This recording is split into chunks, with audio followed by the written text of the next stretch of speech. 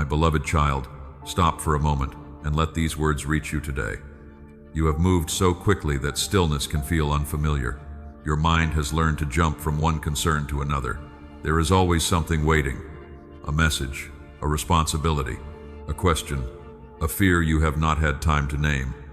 But I am asking you to pause, not because something terrible is about to happen, not because you must prove that you are spiritual, not because I am trying to frighten you into listening.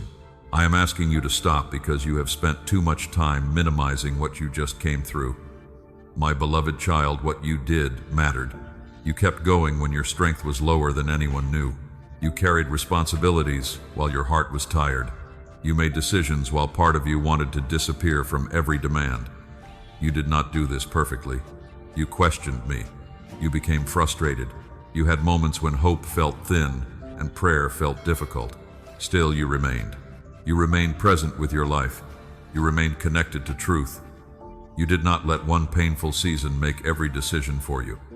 That choice brought joy to my heart. You may think I only notice dramatic acts of faith. You may imagine that heaven pays attention to people who speak boldly, serve, or appear stronger than you feel. But I also see the choices made in rooms where no one applauds. I saw you get out of bed when your body felt heavy. I saw you answer kindly when pain made harshness easier. I saw you step away from a reaction that would have created another wound. I saw you keep a promise when no one would have blamed you for breaking it. I saw you return to prayer after days of silence. My beloved child, these moments were not small because they were hidden. A seed does not become less important because its first work happens beneath the soil. A foundation does not lose value because people admire the building and never see what holds it. What happened within you has been deeper than what others could measure. You have called it survival. I call it courage learning to breathe. You have called it weakness because you did not feel confident. I call it restraint because you refused to let pain control your hands and your mouth. You have called it getting through another day. I call it faithfulness in its quietest form. My beloved child, receive this. I am not telling you that you earned my love by enduring well. My love was already yours. I am not saying that you must remain in every painful situation to prove your faith. There are places you may need to leave. There are boundaries you may need to set. There are people whose access to your heart must change. Staying does not mean remaining where you are being harmed. It means you did not abandon your life. You did not surrender your identity to what happened. You did not let despair write the final sentence. There were moments when giving up on yourself seemed easier than continuing to care. Yet something within you kept saying that your story was not finished. That whisper mattered. My beloved child, I was nearer than you realized in those moments. When Elijah collapsed beneath a tree and said he had reached the end of his strength, I did not shame him for being tired. I gave him rest food and enough grace for the next part of the journey. I have not been disappointed by your exhaustion. I know what it cost you to continue. You may look back and only remember confusion tears or the days when you barely completed what was necessary. But I remember the whole picture. I remember the choice not to send the message written in anger. I remember the night you decided to wait until morning before making a permanent decision from temporary pain. I remember the moment you admitted that you needed help. I remember how you protected another person from becoming the target of what had wounded you. These choices did not make you perfect. They revealed that pain had not gained complete authority over you. My beloved child, let this truth settle. You do not have to rush to understand everything. You do not have to turn this moment into another task. Simply receive the fact that you were seen. You were seen when you felt forgotten. You were heard when your prayer was only a sigh. You were held when your emotions told you that no one understood. The psalmist wrote that, I know when you sit down and when you rise. I am familiar with all your ways. There has never been an ordinary moment of your life that escaped my attention. So do not dismiss what it took to rise again. Do not compare your struggle with someone else's story and decide that yours carried less weight. A burden is not measured by how it looks from the outside. It is measured by what it asks of the heart carrying it. My beloved child, I know what yours asked of you. It asked you to keep loving when you felt disappointed. It asked you to keep telling the truth when hiding would have been easier. It asked you to remain soft without becoming careless. It asked you to continue believing that goodness still mattered. And you answered not with perfect confidence, but with continued presence. That answer mattered. Now breathe. Let your shoulders rest. You do not need to defend your exhaustion. You do not need to explain why the season affected you. You do not need to pretend that you are already fully healed. Receive recognition before you rush toward the next responsibility. There will be time to talk about what your endurance formed, what your restraint protected, and what your return revealed about your faith. For now, stay here with me. My beloved child, this moment is not about making you feel important above others. It is about helping you stop treating your own life as though it has no weight. What you survived deserves honesty. What you protected deserves gratitude. What you kept alive within yourself deserves care. And there is a reason these words are meeting you now in this season, after everything you have carried. In the next part, I will show you why this message found you at a moment when your heart was ready to understand what you once called ordinary. My beloved child, I told you there was a reason these words were meeting you now after everything you have carried. That reason is not that you are more important than anyone else. It is not that you have been selected for some secret privilege. It is that your heart has reached a place where truth can finally land without being pushed away. There were seasons when you could not have received this message. You were too busy surviving. You were trying to keep responsibilities from falling apart. You were answering questions, meeting needs, and carrying emotions you did not have time to understand. If these words had reached you, then you might have heard them, but you would not have been able to hold them. Now something has changed. You are still tired, but you are more honest. You are still uncertain, but you are less willing to keep running from what your soul has been trying to say. My beloved child, that is why this moment matters. A message can be true and still arrive before a person is ready to receive it. A seed can be good and still need prepared soil. I have been softening the ground within you through every question, every pause, every disappointment, and every moment when the noise no longer satisfied you. You thought you were becoming restless. You were becoming aware. You thought you were losing interest in what once distracted you. You were beginning to hunger for something deeper. You thought you were simply exhausted by repeating the same cycle. You were becoming ready to break it. My beloved child, readiness does not always feel peaceful. Sometimes it feels like discomfort with the life you have been tolerating. Sometimes it feels like a quiet refusal to keep pretending. Sometimes it feels like realizing that the explanations you accepted no longer bring peace. That discomfort is not always a problem to escape. Sometimes it is an invitation to listen. When Samuel first heard my voice, he did not immediately understand who was speaking. He only knew that something had interrupted the ordinary night. He had to become still, receive guidance, and answer with willingness. You are learning the same posture. Speak, Lord. I am listening. Not because you understand everything, not because every doubt has disappeared, because something within you knows that continuing without reflection will only repeat what has already exhausted you. My beloved child, I have watched you move through life on automatic strength. You completed tasks while your heart remained behind. You smiled in rooms where you felt unseen. You said you were fine because explaining the truth felt too complicated. But the soul cannot live forever without being heard. Eventually, what has been buried begins asking for attention. The body grows tired. The mind becomes restless. Small disappointments feel heavier because they are touching older pain. This does not mean you are becoming weaker. It may mean you are finally becoming honest enough to heal. That is part of why this message found you now. You are beginning to understand that healing is not the same as forgetting. Peace is not pretending. Faith is not forcing yourself to feel certain. You are ready to look at what happened without letting it define you. You are ready to recognize strength without worshiping struggle. You are ready to receive love without turning it into another obligation. My beloved child, many voices have taught you to rush past your own heart. They told you to be productive, positive, useful, and strong. Those things can be good, but they become harmful when they leave no room for truth. I am not asking you to abandon responsibility. I am asking you to stop abandoning yourself while fulfilling it. There is a difference. You can care for others without disappearing. You can work hard without treating rest like failure. You can be faithful without pretending you have no needs. You can forgive without reopening every door. You can trust me while still asking honest questions. This message is meeting you at the point where those distinctions are becoming necessary. My beloved child, you may wonder whether you are imagining the timing.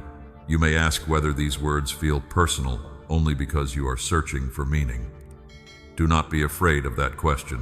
Truth does not become weaker because you examine it. Bring these words into prayer.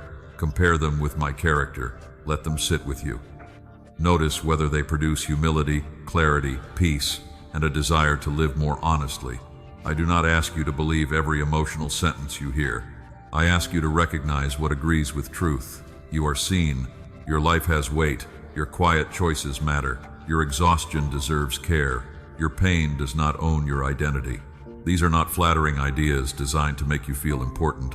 They are truths meant to help you live responsibly with the life I have given you. My beloved child, awareness creates responsibility. Once you recognize that your inner life matters, you can no longer keep treating it carelessly. Once you see that restraint protected something valuable, you become slower to surrender your peace to every provocation. Once you understand that returning is a form of faith, you stop waiting to feel perfect before coming back to me. This is why truth can change direction, not because words perform magic, because understanding changes choices. A person who believes they are worthless will tolerate what damages them. A person who believes they are hopeless will stop seeking help. A person who believes their pain means nothing will continue hiding it. But when truth enters, a different path becomes possible. You begin to set boundaries. You begin to ask for support. You begin to rest before exhaustion becomes collapse. You begin to speak to yourself with honesty instead of cruelty. My beloved child, this is not a dramatic performance. It is alignment. Small choices begin moving in the same direction as truth, and over time those choices reshape a life. That is why I am asking you not to rush past this moment. Not because the opportunity will vanish if you look away. Not because I will punish you for becoming distracted. Because your heart has been asking for this kind of attention and you deserve to stop dismissing it. Let the message remain with you. Let it challenge the names you have given your struggle. Let it question the belief that only visible victories matter. Let it remind you that I was present in the days you considered ordinary. My beloved child, there is something else you are now ready to understand. The reason your quiet choices carried so much meaning is that there were moments when leaving would have felt easier. Leaving the effort, leaving the hope, leaving the responsibility of caring about who you were becoming, but you did not fully leave. Even when you stepped back to breathe, you did not surrender the deeper conviction that your life still deserved truth, care, and another faithful beginning with me. You stayed. And in the next part, I will show you what that staying truly revealed about your heart. My beloved child, you stayed. Not because every part of you felt strong. Not because you always knew what to do. Not because hope remained bright every morning. You stayed because something deeper than fear kept asking you not to abandon your life. There were moments when leaving felt easier. I do not mean leaving a place where you were being harmed. I do not mean remaining inside a relationship, environment, or situation that was destroying your dignity. There are times when wisdom requires distance, boundaries, and a courageous goodbye. The staying I am speaking about was different. You stayed present with your own soul. You stayed connected to the belief that your life still carried meaning. You stayed willing to take another breath, face another morning, and make one more honest choice. My beloved child, there were days when you did not feel faithful. You simply completed what was in front of you. You washed the dishes, answered the message, went to work, cared for someone, or sat quietly until the strongest emotion passed. You called those actions ordinary. I saw them as decisions for life. You may not realize how close you came to surrendering your attention to despair. Despair does not always arrive loudly. Sometimes it sounds reasonable. It says, stop caring, nothing will change. Protect yourself by feeling less. Let bitterness do the thinking because hope has disappointed you. But you did not fully agree. You may have listened for a while. You may have withdrawn, cried, slept too much, worked too long, or filled the silence with distraction. Yet somewhere beneath all of that, a small part of you remained awake. That part whispered, this cannot be the end. My beloved child, I heard that whisper. A bruised reed is not useless to me. A dim flame is not a flame I rush to extinguish. I protect what is fragile until it can burn steadily again. You thought your faith had become too small to matter, but faith does not need to shout in order to live. Sometimes faith is the hand that reaches toward me after a long silence. Sometimes it is the choice to ask for help after pretending to be fine. Sometimes it is refusing to make a major decision while pain is speaking at its loudest. Sometimes it is saying, "I do not understand, but I will not close my heart completely." My beloved child, that is how you stayed. You stayed when answers did not come quickly. You stayed when people misunderstood your silence. You stayed when your effort was overlooked. You stayed when comparison told you that everyone else was moving forward while you were standing still. What looked like standing still was often deep inner work. A ship in a storm may lower its anchor and appear to make no progress, yet the anchor is preventing it from being carried into dangerous waters.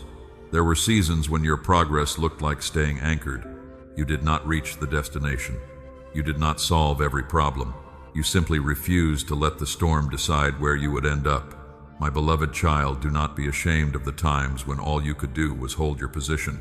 There is courage in refusing to move backward while you are not yet ready to move forward. There is wisdom in waiting until your mind becomes clear. There is strength in admitting that you need rest before making another decision. You were not lazy because you needed to recover. You were not weak because you could not carry the same weight forever. You were learning the difference between giving up and laying something down long enough to breathe. Even I told my disciples to come away and rest after they had given themselves in service. Rest did not cancel their calling. It protected their ability to continue. My beloved child, there were also times when staying meant remaining honest. You could have created a story in which everyone else was wrong and you had nothing to examine. You could have blamed, hardened, and refused correction. Instead, even when it hurt you, began asking what the season was revealing within you. You noticed where fear controlled your reactions. You recognized where approval had become too important. You admitted that some patterns were harming you. Honesty kept you connected to growth. You did not always like what you discovered, but you did not run from every truth that mattered. Every quiet return strengthened a place within you that pain had tried to weaken, and I did not overlook it. My beloved child, staying also meant that you did not let pain take your humanity. Someone may have treated you without tenderness, but you kept trying to speak with care. You were disappointed, yet you resisted the temptation to make everyone else pay for what one person did. You became cautious, but some part of your heart remained capable of compassion. This did not mean you trusted everyone. It meant pain did not gain permission to rewrite your entire character. You learned that boundaries and bitterness are not the same. A boundary protects what is sacred. Bitterness poisons what it is trying to protect. You could step back without becoming cruel. You could say no without hating. You could leave what was harmful while still refusing to abandon yourself. My beloved child, I know there were moments when you almost believed that disappearing emotionally would be easier. If you stopped hoping, disappointment could not reach you. If you stopped caring, rejection could not wound you. But numbness asks for more than pain. It slowly takes wonder, connection, gratitude, and love. Somehow you sense that cost. So even when you became quiet, you did not let silence become a permanent home. Even when you withdrew, you left a door open for truth. Even when you were tired of trying, you allowed one more beginning. That is not weakness. That is a heart fighting to remain alive. My beloved child, look back with gentleness. Do not only remember the nights you cried. Remember that morning came and you rose. Do not only remember the prayer that felt unanswered. Remember that you still spoke my name. Do not only remember the mistake. Remember that you returned, admitted it, and tried again. You stayed through uncertainty without knowing what your staying would produce. Ruth did not see the entire future when she chose faithfulness on an unfamiliar road. She only knew the next loyal step. What looked like a small decision became part of a story she could not yet imagine. Your story is still unfolding too. I am not promising that every difficult choice will lead to an immediate reward. I am telling you that faithful presence forms something within you that easy seasons cannot. You are here now because you did not surrender every part of yourself then. And now, my beloved child, we must look more closely at what that quiet endurance carried. The weight was real, the cost was hidden, but none of it was meaningless. And in the next part, I will show you why your unseen perseverance mattered more than you understood. My beloved child, the perseverance I spoke about carried more weight than anyone could measure. From the outside, your days looked ordinary. You answered messages. You showed up for work. You completed responsibilities. You smiled when someone asked if you were all right. but I saw what each simple action cost. I saw how much effort it took to begin the morning when your thoughts had already exhausted you. I saw how you held yourself together in places where no one knew you were struggling. I saw the moments when one task felt heavier than an entire day once did. You called it surviving. I saw endurance under pressure. My beloved child, hidden weight is still weight. A person carrying a heavy box does not become less tired because no one knows what is inside it. In the same way, the burden on your heart was not made lighter simply because people could not see it. You learned to function for months while carrying questions without answers. You learned to speak kindly while disappointment sat close beneath the surface. You learned to remain responsible even when your world felt uncertain. These were not small things. Some days you moved forward because routine carried you farther than motivation could. You did not feel inspired. You did not feel brave. You simply knew that something needed to be done and you did it. My beloved child, faithfulness often looks like this. It is not always a strong voice declaring confidence. Sometimes it is washing one dish, making one call, attending one appointment, or taking one breath when everything inside you wants to withdraw. The world celebrates visible victories. It notices the promotion, the restored relationship, the testimony, and the finished journey. I also notice the middle. I notice the part where nothing feels resolved. I notice the long stretch between prayer and answer. I notice the effort required to remain human while life is still difficult. You lived in that middle, and still you did not let every unanswered question turn into unbelief. My beloved child, you may have thought that because you complained, cried, or became frustrated, your endurance was less sincere. But endurance does not mean carrying pain without emotion. It means emotion did not receive complete control. David poured out grief, fear, and confusion before me. He asked why, how long, and where I was, yet his honesty did not cancel his faith. It became part of the way he remained connected. Your tears did not disqualify you. Your questions did not erase your loyalty. Your need for rest did not prove that you were weak. It proved that the weight was real. My beloved child, I saw the nights when your mind replayed conversations long after everyone had gone to sleep. You wondered what you should have said. You questioned whether you had done enough. You carried responsibility for outcomes you could not control. Then morning came and you rose again. Perhaps no one praised that rising. Perhaps no one knew it was difficult. But heaven does not measure courage only by moments. Sometimes courage is simply refusing to let the night decide the meaning of the next day. You did that more than once. There were also moments when endurance meant restraint. You had words ready that could have wounded someone who wounded you. You had opportunities to embarrass, expose, or punish. You had convincing reasons, yet you paused. You did not always respond perfectly, but many times you delayed the reaction long enough for wisdom to enter. My beloved child, that pause carried weight. A door can turn on a small hinge. In the same way, one quiet moment of restraint can change the direction of a relationship, a decision, or an entire season. You may never know what was prevented because you waited before acting. You may never see the argument that did not grow, the trust that was not completely destroyed, or the regret you did not have to carry. The absence of disaster rarely receives applause, but it still matters. My beloved child, your endurance also protected parts of you that pain wanted to steal. Pain tried to convince you that tenderness was foolish. Disappointment told you that caring less would hurt less. Rejection told you to become unreachable. But even after becoming cautious, you remained capable of compassion. You still noticed when someone else was hurting. You still felt concern for people who could not repay you. You still wanted your choices to reflect truth instead of revenge. That tenderness was not free. It cost you something to keep your heart from becoming hard. My beloved child, hardness can feel like strength because it reduces what you feel, but it also closes the places where love, joy, and connection enter. You endured without surrendering all of those places. You learned to protect your heart without burying it. You learned that wisdom can create distance without creating hatred. You learned that forgiveness can begin before trust is fully restored. These lessons were forming slowly, often through pain you would never have chosen. I'm not saying the pain was good. I am saying your response allowed good things to grow where pain wanted only destruction. My beloved child, there were times when you compared your struggle to someone else's and decided yours was not serious enough to deserve care. You said others have suffered more. You said I should be stronger by now. You said this should not affect me so deeply. But comparison cannot measure the inner cost of endurance. Two people may walk through similar circumstances and carry very different histories, fears, responsibilities, and wounds. I knew every layer beneath what you faced. I knew which old memory the present situation awakened. I knew why one conversation left you shaken. I knew why one loss touched more than the moment itself. So I did not judge your healing by another person's pace. My beloved child, neither should you. Honor the truth of what it cost. Not so you can remain trapped in the story, but so you can stop demanding strength without giving yourself compassion. Recognition is not self-pity, it is honesty. And honest recognition creates room for real rest-wise support and lasting healing.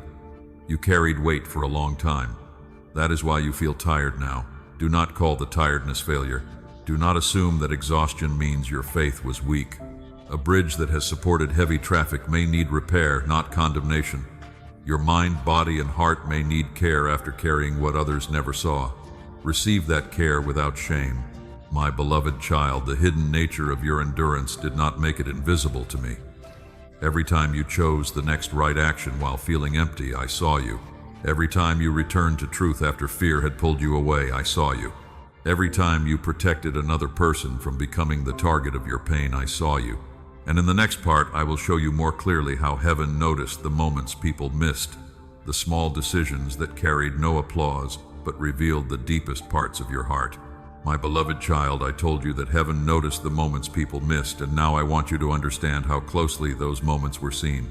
Others may have noticed the finished task, but they did not see the battle required to begin it. They may have heard your calm answer, but they did not hear the angry words you chose not to release. They may have seen you arrive on time, but they did not know you had spent the night fighting thoughts that would not let you rest. They saw the surface. I saw the cost beneath it. My beloved child, there were mornings when simply standing up required courage. You moved through a familiar routine. You prepared food, answered questions, and cared for responsibilities. But nothing about your effort was ordinary to me. I saw the moment you gathered enough strength for the next step. I saw you breathe slowly before walking into a room where you felt misunderstood. I saw you wipe your face, steady your voice, and continue. Heaven did not miss that. My beloved child, people often measure faith by what can be displayed. They notice the public prayer, the visible service, the confident testimony, and the dramatic breakthrough. But I also see faith when no one is watching. I see it when you choose honesty while a lie would protect your image. I see it when you return something that no one knew you had taken. I see it when you apologize without adding an excuse. I see it when you keep a promise after the feeling that created it has disappeared. They reveal who you are becoming. When I watched the widow place her small offering into the temple treasury, others saw an amount too small to impress them. I saw the trust behind it. They measured what entered the box. I measured what remained in her hands. My beloved child, heaven still sees that way. I do not only look at the size of the action, I see the love, risk, restraint, and sacrifice hidden inside it. One kind word can carry great weight when it is spoken by someone who is hurting. One honest confession can carry great weight when pride has protected a secret for years. One decision to walk away from temptation can carry great weight when no one would have discovered the compromise. You have made choices like these. You may have forgotten them. I did not. My beloved child, I saw the moments when you protected another person from your pain. You were tired, irritated, and close to reacting. Someone asked an ordinary question at the wrong moment. You could have released everything on them, but you paused. Perhaps you softened your answer, or stepped away until you could speak clearly. That was maturity forming in real time. I understood what was prevented. I saw the cycle that did not continue. I saw the wound that was not passed forward. I saw you choose responsibility over emotional relief. My beloved child, I also saw you remain kind when kindness brought no advantage. You checked on someone who could not help you. You listened when you would have preferred to speak. You gave time without abandoning your limits. You encouraged another person during a season when you needed encouragement yourself. I never asked you to empty yourself, but your compassion showed that suffering had not closed your heart. Heaven noticed. My beloved child, I saw what happened after your mistakes too. Others may have only seen the failure. I saw the conviction afterward. I saw you replay the moment not merely because you feared consequences, but because you knew the action did not reflect the person you wanted to become. I saw you wrestle with pride before admitting the truth. I saw you return. Peter's denial was visible, but so were his tears, his return, and the love that eventually made him willing to serve again. Failure was not the final description of his heart, neither is it the final description of yours. My beloved child, heaven saw every return that people missed.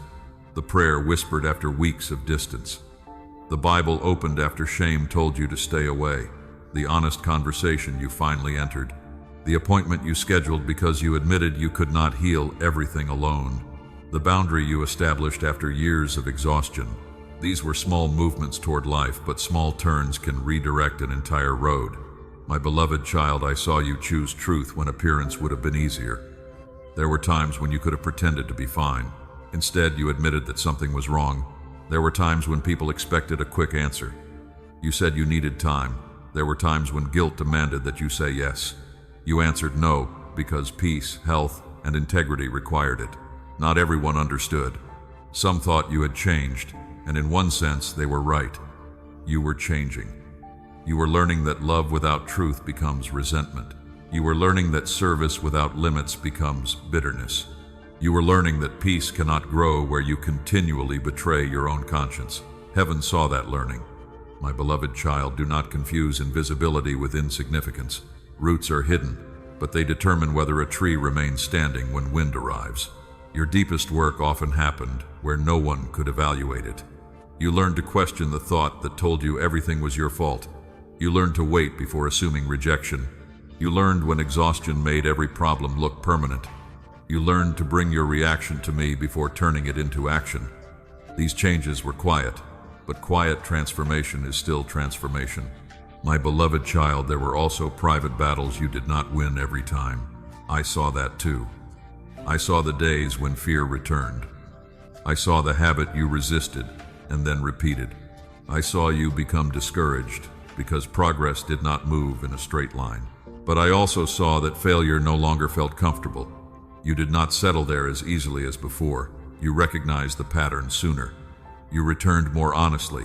You asked for help more quickly. That is growth. Growth is not proven by never stumbling. It is revealed by what you do after you stumble. My beloved child, let this recognition free you from the need to advertise every good choice. You do not need to turn your healing into a performance. You do not need everyone to understand your boundaries. You do not need applause to make obedience meaningful. Live honestly because truth is becoming your home. Love wisely because my character is being formed in you. Continue choosing what gives life, even when no one notices. I notice. Heaven sees the quiet decision before anyone sees the changed life. And now, my beloved child, we must look at one of the most important hidden decisions you made. You paused when reaction would have felt satisfying. You held back words, impulses, and choices that could have caused deeper damage. In the next part, I will show you why that restraint was not weakness. It was real strength becoming visible before your eyes.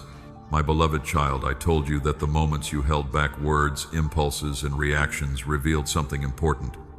They were not signs that you lacked courage. Anyone can react when anger rises. Strength is being able to feel the fire without handing it control of your mouth, your hands, or your next decision. You had reasons to respond quickly. You had been misunderstood. You had been treated unfairly.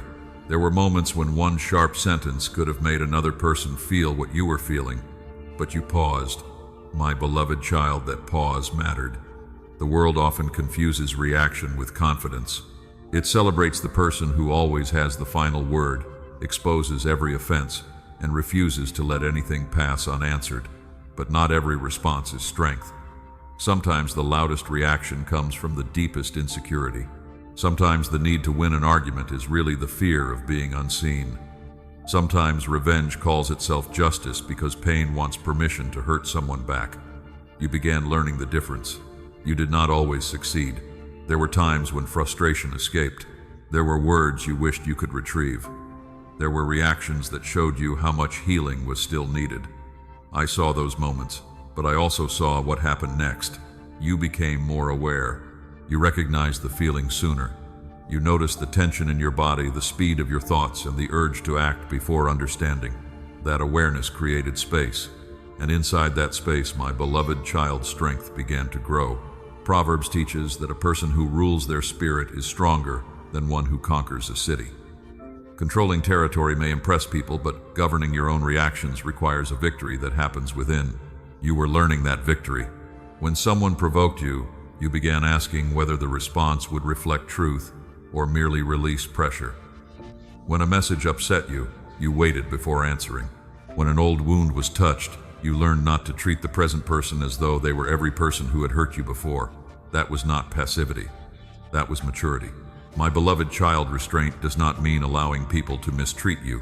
It does not mean remaining silent when truth must be spoken. It does not mean tolerating abuse, manipulation, or repeated disrespect. Healthy restraint chooses the right time, the right words, and the right boundary.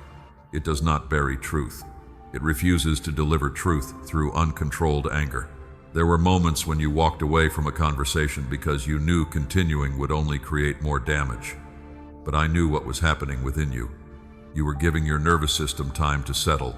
You were refusing to make a permanent wound out of a temporary storm. My beloved child, even I stepped away from crowds when pressure became heavy. I did not answer every accusation. I did not allow every demand to decide my direction. Silence was not weakness. Withdrawal was not fear. There were moments when stillness protected purpose. You are learning that too. Not every question deserves an immediate answer. Not every insult deserves your energy. Not every misunderstanding must be corrected before you can have peace. Some people are committed to seeing you through the story they have chosen. Your restraint protects you from spending your life trying to control their perception. My beloved child, there were times when you wanted to explain yourself until everyone understood. You believed that if you found the perfect words, they would finally see your heart. But understanding cannot be forced. You can speak clearly. You can take responsibility. You can offer truth. Then you must release what belongs to the other person. That release is strength. It means you no longer measure your peace by another person's agreement. My beloved child, restraint also appeared in the choices you made when no one was present. You resisted the impulse to return to a habit that promised quick relief, but always left you emptier. You closed the door on a conversation that fed unhealthy attachment. You stopped yourself from spending money to soothe an emotion. You chose sleep instead of another hour of anxious searching. These decisions may have seemed small, but each one taught your desires that they were not your master. You were not denying your humanity. You were placing your humanity under wise care. My beloved child, there is a difference between suppression and self-control. Suppression says, I am not allowed to feel this. Self-control says, I can feel this without letting it rule me. Suppression hides anger until it becomes resentment. Self-control brings anger into the light, names what is wrong, and chooses a response that protects dignity. Suppression fears emotion. Self-control understands emotion as information, not authority. You began learning to say, I am angry, but I will not become cruel. I am hurt, but I will not make a decision only to escape the feeling. I am afraid, but fear will not choose my values. My beloved child, this is how your restraint became freedom. You no longer had to obey every impulse simply because it arrived strongly. You could pause, breathe, pray, ask for counsel, and consider what the next action would create. That pause gave wisdom a place to speak. James wrote that a person should be quick to listen, slow to speak, and slow to anger. He did not say anger never comes. He taught that speed matters. A fast reaction often serves the wound. A slower response can serve truth. My beloved child, I saw you choosing that slower path.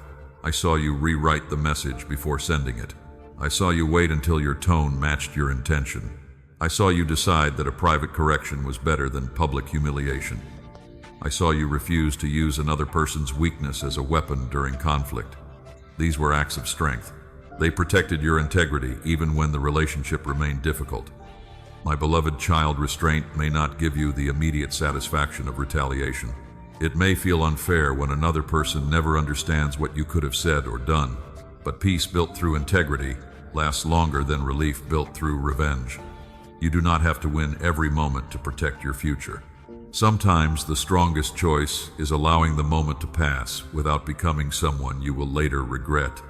You made that choice more often than you remember, and each time something within you became steadier. My beloved child, your restraint did more than prevent damage.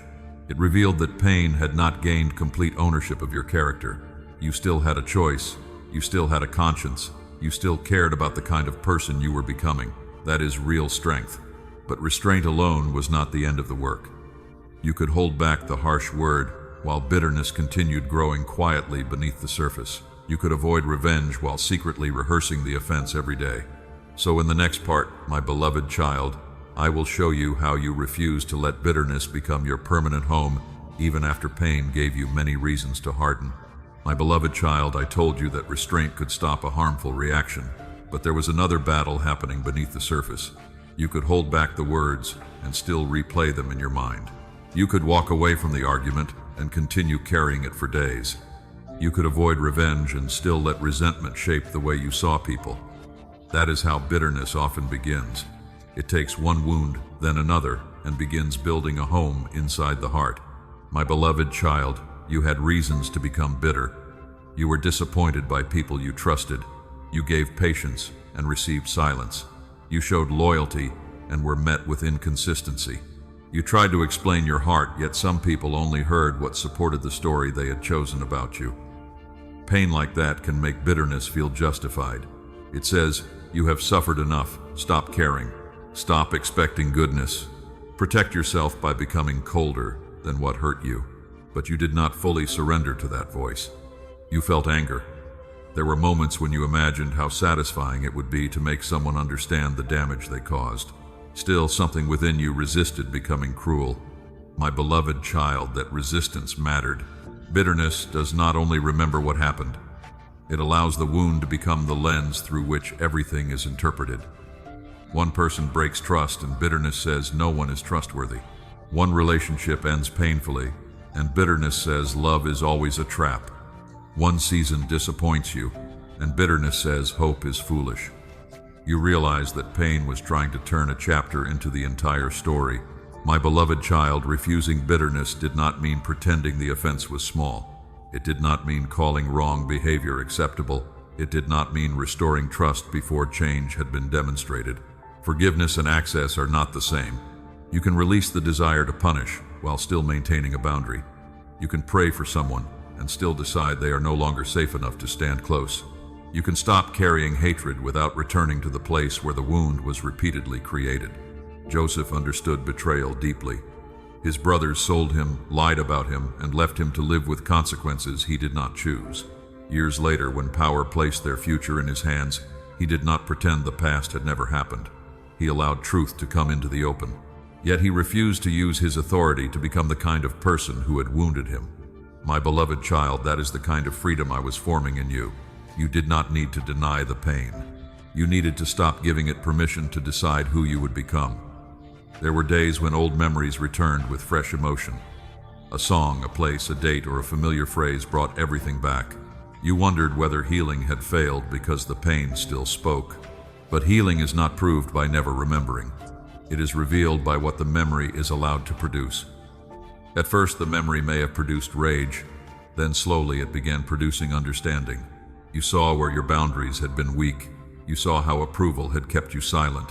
You saw that compassion without discernment had made you vulnerable to repeated harm. My beloved child, these realizations did not excuse what happened. They gave you wisdom for what comes next.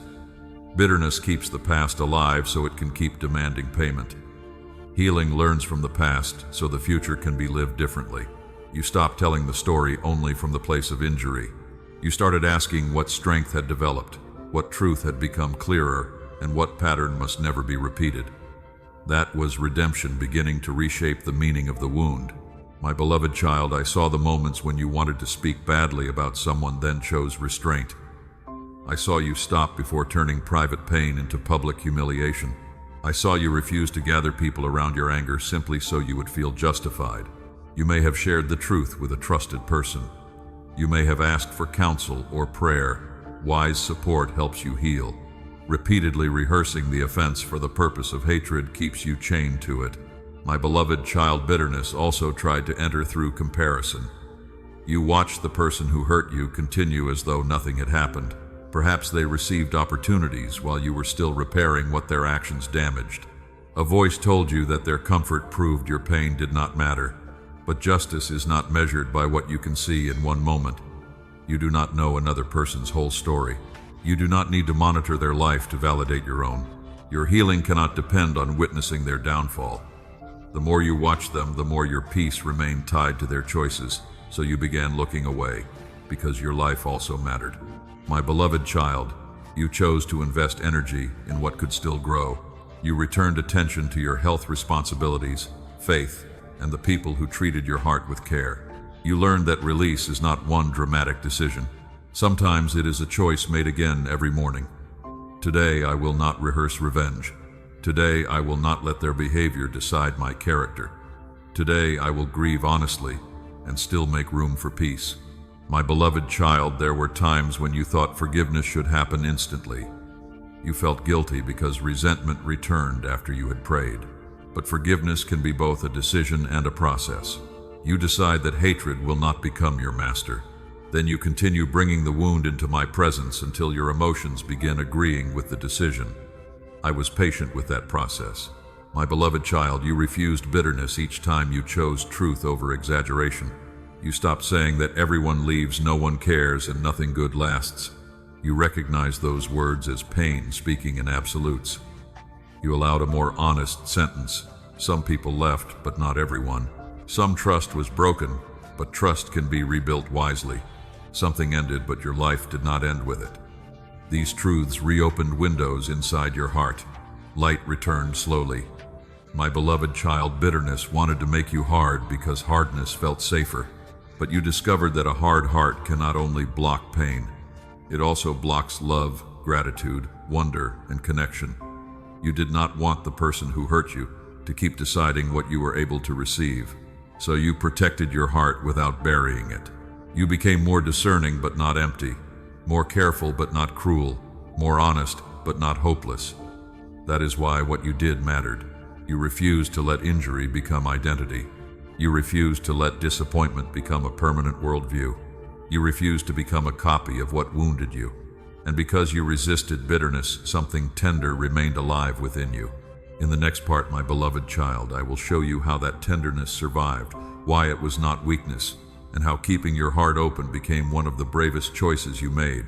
My beloved child, because you refused to let bitterness become your permanent home, something precious remained alive within you. Your heart stayed tender, not unguarded, not careless, not willing to trust every person who asked for access. Tenderness did not mean that you forgot what happened. It meant that pain did not convince you to become someone you no longer recognized. You still cared. You still noticed when another person was hurting. You still wanted your words to carry truth without unnecessary cruelty. My beloved child, this tenderness cost you something. After disappointment, closing your heart would have felt safer. If you expected nothing, perhaps nothing could disappoint you. If you stopped caring, perhaps rejection could not reach you. If you became distant enough, perhaps no one could touch the places that were still healing. But a closed heart does not only block pain, it also blocks love. It blocks gratitude. It blocks connection, wonder, compassion, and the ability to receive what is good when it finally arrives. Some part of you understood that. So you became wiser without becoming empty. You learned to slow down before trusting, but you did not decide that everyone was dangerous. You learned to listen for consistency, but you did not stop believing that honesty still existed. You learned to say no, but you did not let every boundary become a wall. My beloved child, this was not weakness. It was courage under careful protection. The world often praises hardness because hardness looks impossible to wound. But stone cannot be wounded because stone cannot love. A living heart is different. It can feel pain, but it can also heal, grow, forgive, and begin again. You chose to remain alive inside. I saw you offer kindness on days when you needed kindness yourself. I saw you listen to someone else's story while carrying your own unspoken burden. I saw you encourage a person whose progress stirred comparison within you. I saw you celebrate another person's blessing even while you were still waiting. They were proof that pain had not taken all your capacity to love. My beloved child, tenderness also appeared in the way you treated yourself. There was a time when every mistake became an accusation. You spoke to yourself with words you would never use against someone you loved. You called yourself foolish, weak, late, broken, or impossible to change. But slowly you began hearing the violence in that language. You began asking whether shame was actually helping you grow. You began replacing punishment with honesty. Instead of saying, "I ruin everything," you learned to say, "I made a mistake and I need to repair what I can." Instead of saying, "I should be over this," you learned to say, "Healing is taking longer than I expected, and I still deserve care." That was tenderness too. My beloved child, I never asked you to become gentle with everyone except yourself. The mercy you offer others must also reach the places inside you that are still learning. When I restored Peter after his denial, I did not crush him with the moment he failed. I asked him about love, responsibility, and the life still ahead of him. Truth was present, so was restoration. That is how I have been teaching you to face yourself. Not with denial, not with excuses. With truth held inside mercy. My beloved child, you also kept your heart tender by refusing to make cynicism sound wise. Cynicism told you that people only care when they need something. It told you that every promise hides a betrayal. It told you that hope is for people who have not suffered enough. Those thoughts sounded protective because they lowered expectation, but they also tried to make disappointment your teacher forever. You began challenging them. You remembered people who had shown up quietly. You remembered the friend who listened without trying to fix you. You remembered the unexpected kindness that arrived when you had stopped looking for it. These memories did not erase betrayal. My beloved child, tenderness needs discernment or it becomes exhaustion. You learned that compassion does not require unlimited access. You can understand why someone behaves a certain way and still refuse to be mistreated. You can pray for a person without carrying responsibility for their choices. You can love someone and admit that closeness is no longer healthy. You can forgive while rebuilding trust slowly. This is mature tenderness. It does not confuse love with self-abandonment. It does not call repeated harm patience. It does not make peace by silencing truth. There were times when you believed your only choices were to remain completely open or become completely closed. Now you are learning another way. A door can have a lock without becoming a wall. A garden can have a gate without losing its beauty. Your heart can remain warm while wisdom decides who may enter, how close they may stand, and what must change before trust grows again. That balance is holy work. My beloved child, there were moments when your tenderness looked almost invisible. You chose not to laugh when others mocked someone. You refused to repeat private information simply because it would make you feel included. You checked your tone before correcting a person who was already ashamed. You made room for another person's humanity even when you disagreed. But they reflected my heart. I was gentle with the woman others wanted to condemn. I was patient with Thomas when he struggled to believe. I noticed the overlooked touched the rejected and spoke dignity into people who had forgotten their worth. My beloved child, when you choose compassion without abandoning truth, you are learning my way. Tenderness is not the absence of strength. It is strength that has learned what it is for. Strength can protect. Strength can tell the truth. Strength can walk away from harm. But strength guided by love refuses to humiliate, control, or destroy simply because it has the power to do so. That is what was growing within you. My beloved child, your tender heart may still become tired. You may need quiet. You may need distance from constant demands. You may need to receive instead of always giving. Do not confuse rest with hardness. A heart can step back to heal and still remain loving. You are allowed to stop pouring where nothing is respected. You are allowed to choose relationships where care moves in both directions. My beloved child, what survived inside you was more than emotion. It was the willingness to keep showing up with honesty. You kept showing up for prayer even when the words were few. You kept showing up for people even when your energy required limits. You kept showing up for your own healing even when progress felt slow. That is where tenderness and faith meet.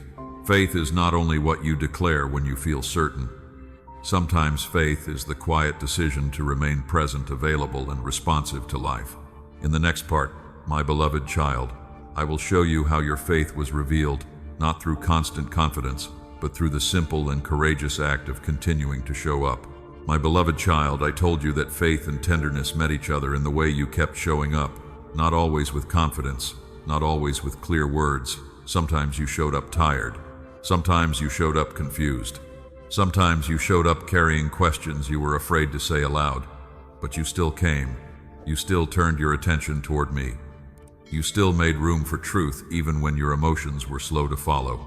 My beloved child that was living faith, you may have imagined faith as a constant feeling of strength.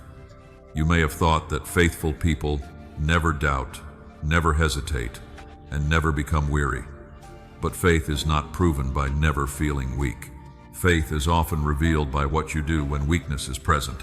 You prayed even when the prayer felt dry.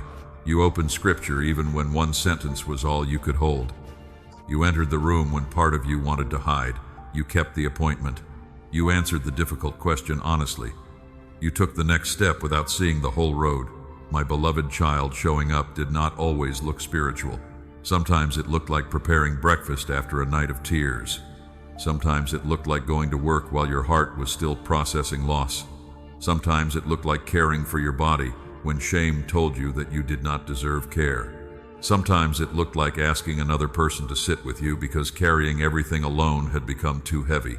But they were movements toward life, and every movement toward life mattered. My beloved child, the father who brought his suffering son to me did not arrive with perfect confidence. He admitted that belief and doubt were both present within him. He asked me to help the part of him that struggled. I did not reject his mixed faith. I met him inside it. I have met you there too. You have said, I trust you, but I am afraid. You have said, I believe, but I do not understand. You have said, I want to keep going, but I am tired. Those honest words did not push me away. They opened the door for relationship. My beloved child, false faith performs certainty. Real faith can tell the truth. Real faith does not need to hide every question. It brings the question into my presence and refuses to let confusion become separation. There were seasons when you felt distant from me because you did not feel peace. You assumed that silence meant failure.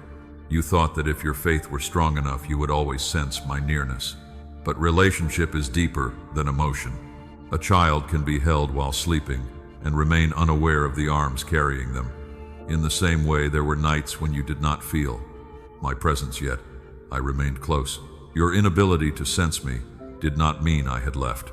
And your decision to keep returning, even without a strong feeling, revealed trust that was becoming rooted. My beloved child, you showed up when you returned after disappointment. A prayer had not unfolded as you hoped. A door remained closed. A person did not change. You wondered whether continuing to pray made any difference. Still, you came back. Perhaps your prayer was shorter. Perhaps it was only, help me. Perhaps you sat in silence because language had run out. I received that silence. Faith does not depend on the number of words. Sometimes one honest breath contains more trust than a speech. My beloved child, you also showed up when you allowed others to help you. You once believed that strength meant handling everything privately. You feared that needing support would make you burdensome. So you smiled, carried the weight, and waited for exhaustion to pass on its own. But it did not pass. Eventually, you reached toward someone trustworthy. You sent the message. You accepted the meal. You admitted that your mind was overwhelmed. You allowed another person to pray, listen, or sit beside you. That was not a failure of faith. It was faith refusing isolation. The friends who carried the paralyzed man to me understood that sometimes a person reaches healing through the strength of a community. My beloved child, you were never meant to carry every season alone. Showing up also meant remaining consistent when no one praised you. You kept doing what was right after the excitement disappeared. You served without always being recognized. You honored your responsibilities when no one was checking. You chose integrity in private, but it builds a life that can be trusted. A house is not made strong by one impressive stone. It is made strong when each stone is placed with care. Your repeated choices were forming that foundation. My beloved child, there were days when showing up meant beginning again. You had broken a promise to yourself. You had returned to an old pattern. You had reacted in a way that disappointed you. Shame told you that starting again would be pointless because you had failed before. But you returned. You apologized. You adjusted the boundary. You removed what had made compromise easy. You began again with honesty. That return was faith. Faith does not say that falling does not matter. Faith says that falling does not have to become your permanent address. My beloved child, progress often looks smaller than you expected. You wanted a dramatic breakthrough. Instead, you received enough strength for one choice. You wanted every fear removed. Instead, you found courage to move while fear was still present. You wanted the whole plan. Instead, I gave you light for the next step. That is how I led Abraham. He left what was familiar without receiving every detail of the road ahead. His obedience began before complete understanding. Your journey has often worked the same way. The next faithful step became clear before the entire future did. My beloved child, do not despise the simplicity of showing up. A life changes through repeated presence. You show up to prayer. You show up to healing. You show up to responsibility. You show up to honest conversations. You show up to rest before exhaustion controls you. You show up to the work of becoming whole, not perfectly, faithfully. And every time you return, you weaken the belief that pain has the right to remove you from your own life. My beloved child, pain tried to give you a new name. It called you rejected. It called you broken. It called you unwanted, foolish, forgotten, and permanently damaged. But your repeated presence contradicted those names. Each time you showed up, you declared that your life still deserved care. Each time you returned to me, you declared that failure had not canceled belonging. Each time you chose truth again, you declared that the wound would not define you. That is where our next part begins. My beloved child, you experienced pain, but you did not become pain. You carried wounds, but they did not receive the authority to name you forever. In the next part, I will show you how suffering touched your story without becoming your identity. My beloved child, pain touched your story, but it did not receive the authority to name you forever. It tried. It called you rejected after someone walked away. It called you foolish after a mistake. It called you unwanted when love was not returned in the way you hoped. It called you broken when healing took longer than expected. But those names were spoken by pain, not by me. My beloved child, what happened to you was real. I am not asking you to pretend it did not hurt. I am not asking you to erase the memory, excuse the wrong, or act as though every wound has already closed. Truth does not require denial. You can acknowledge the pain without building your identity around it. You can say, "This wounded me," without saying, "This is all I am." You can say, "I was rejected," without deciding, "I am rejectable." You can say, "I failed," without deciding, "I am a failure." My beloved child, identity becomes dangerous when a moment is allowed to describe an entire life. One betrayal becomes, "No one can be trusted." One loss becomes, "Nothing good will remain." One season of confusion becomes, "I will never know what to do." Pain speaks in absolutes, because absolutes make a wound feel permanent. But your story has never been limited to one chapter. Naomi returned home after devastating loss and asked people to call her by a name connected to bitterness. She believed sorrow had become the truest description of her life. Yet the story continued beyond the name she chose in pain. Provision appeared, relationship returned. A future began forming where she could not yet see it. My beloved child, you have also tried to rename yourself according to what hurt. You have said, "I am too much. I am not enough. I always choose wrong. I ruin good things. I am difficult to love," but repetition does not turn a wound into truth. Ask where those names came from. Were they spoken by someone who understood your whole heart? Were they formed during a season when fear controlled your vision? Were they conclusions created before healing had time to speak? My beloved child, I know you completely, and I do not call you by the names shame has given you. I call you mine. I call you loved. I call you someone still being formed. I call you capable of learning, returning, repairing, and beginning again. This does not remove responsibility. Your identity in my love is not permission to ignore the ways you have hurt others. It gives you enough security to face the truth without being destroyed by it. A person who believes one mistake defines them will hide. A person who knows they are loved can confess, repair, and grow. My beloved child, shame says, "Hide because you are the problem." Conviction says, "Bring this into the light because healing is possible." You began learning the difference. When shame told you to disappear, you reached for honesty. When fear told you that one failure had canceled your future, you took another step. When comparison told you that everyone else was ahead, you remembered that your path included burdens they could not see. These choices weakened the false names.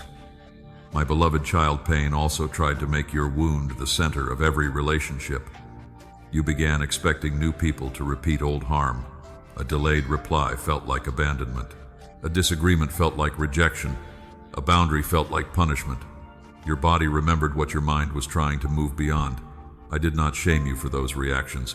I wanted to help you understand them. A wound can explain a response without being allowed to control it forever. You learned to pause and ask, is this person harming me now, or is the past speaking through the present? That question created room for truth. Sometimes the answer confirmed that a boundary was needed. Other times it showed you that fear had mistaken difference for danger. My beloved child, healing your identity required patience.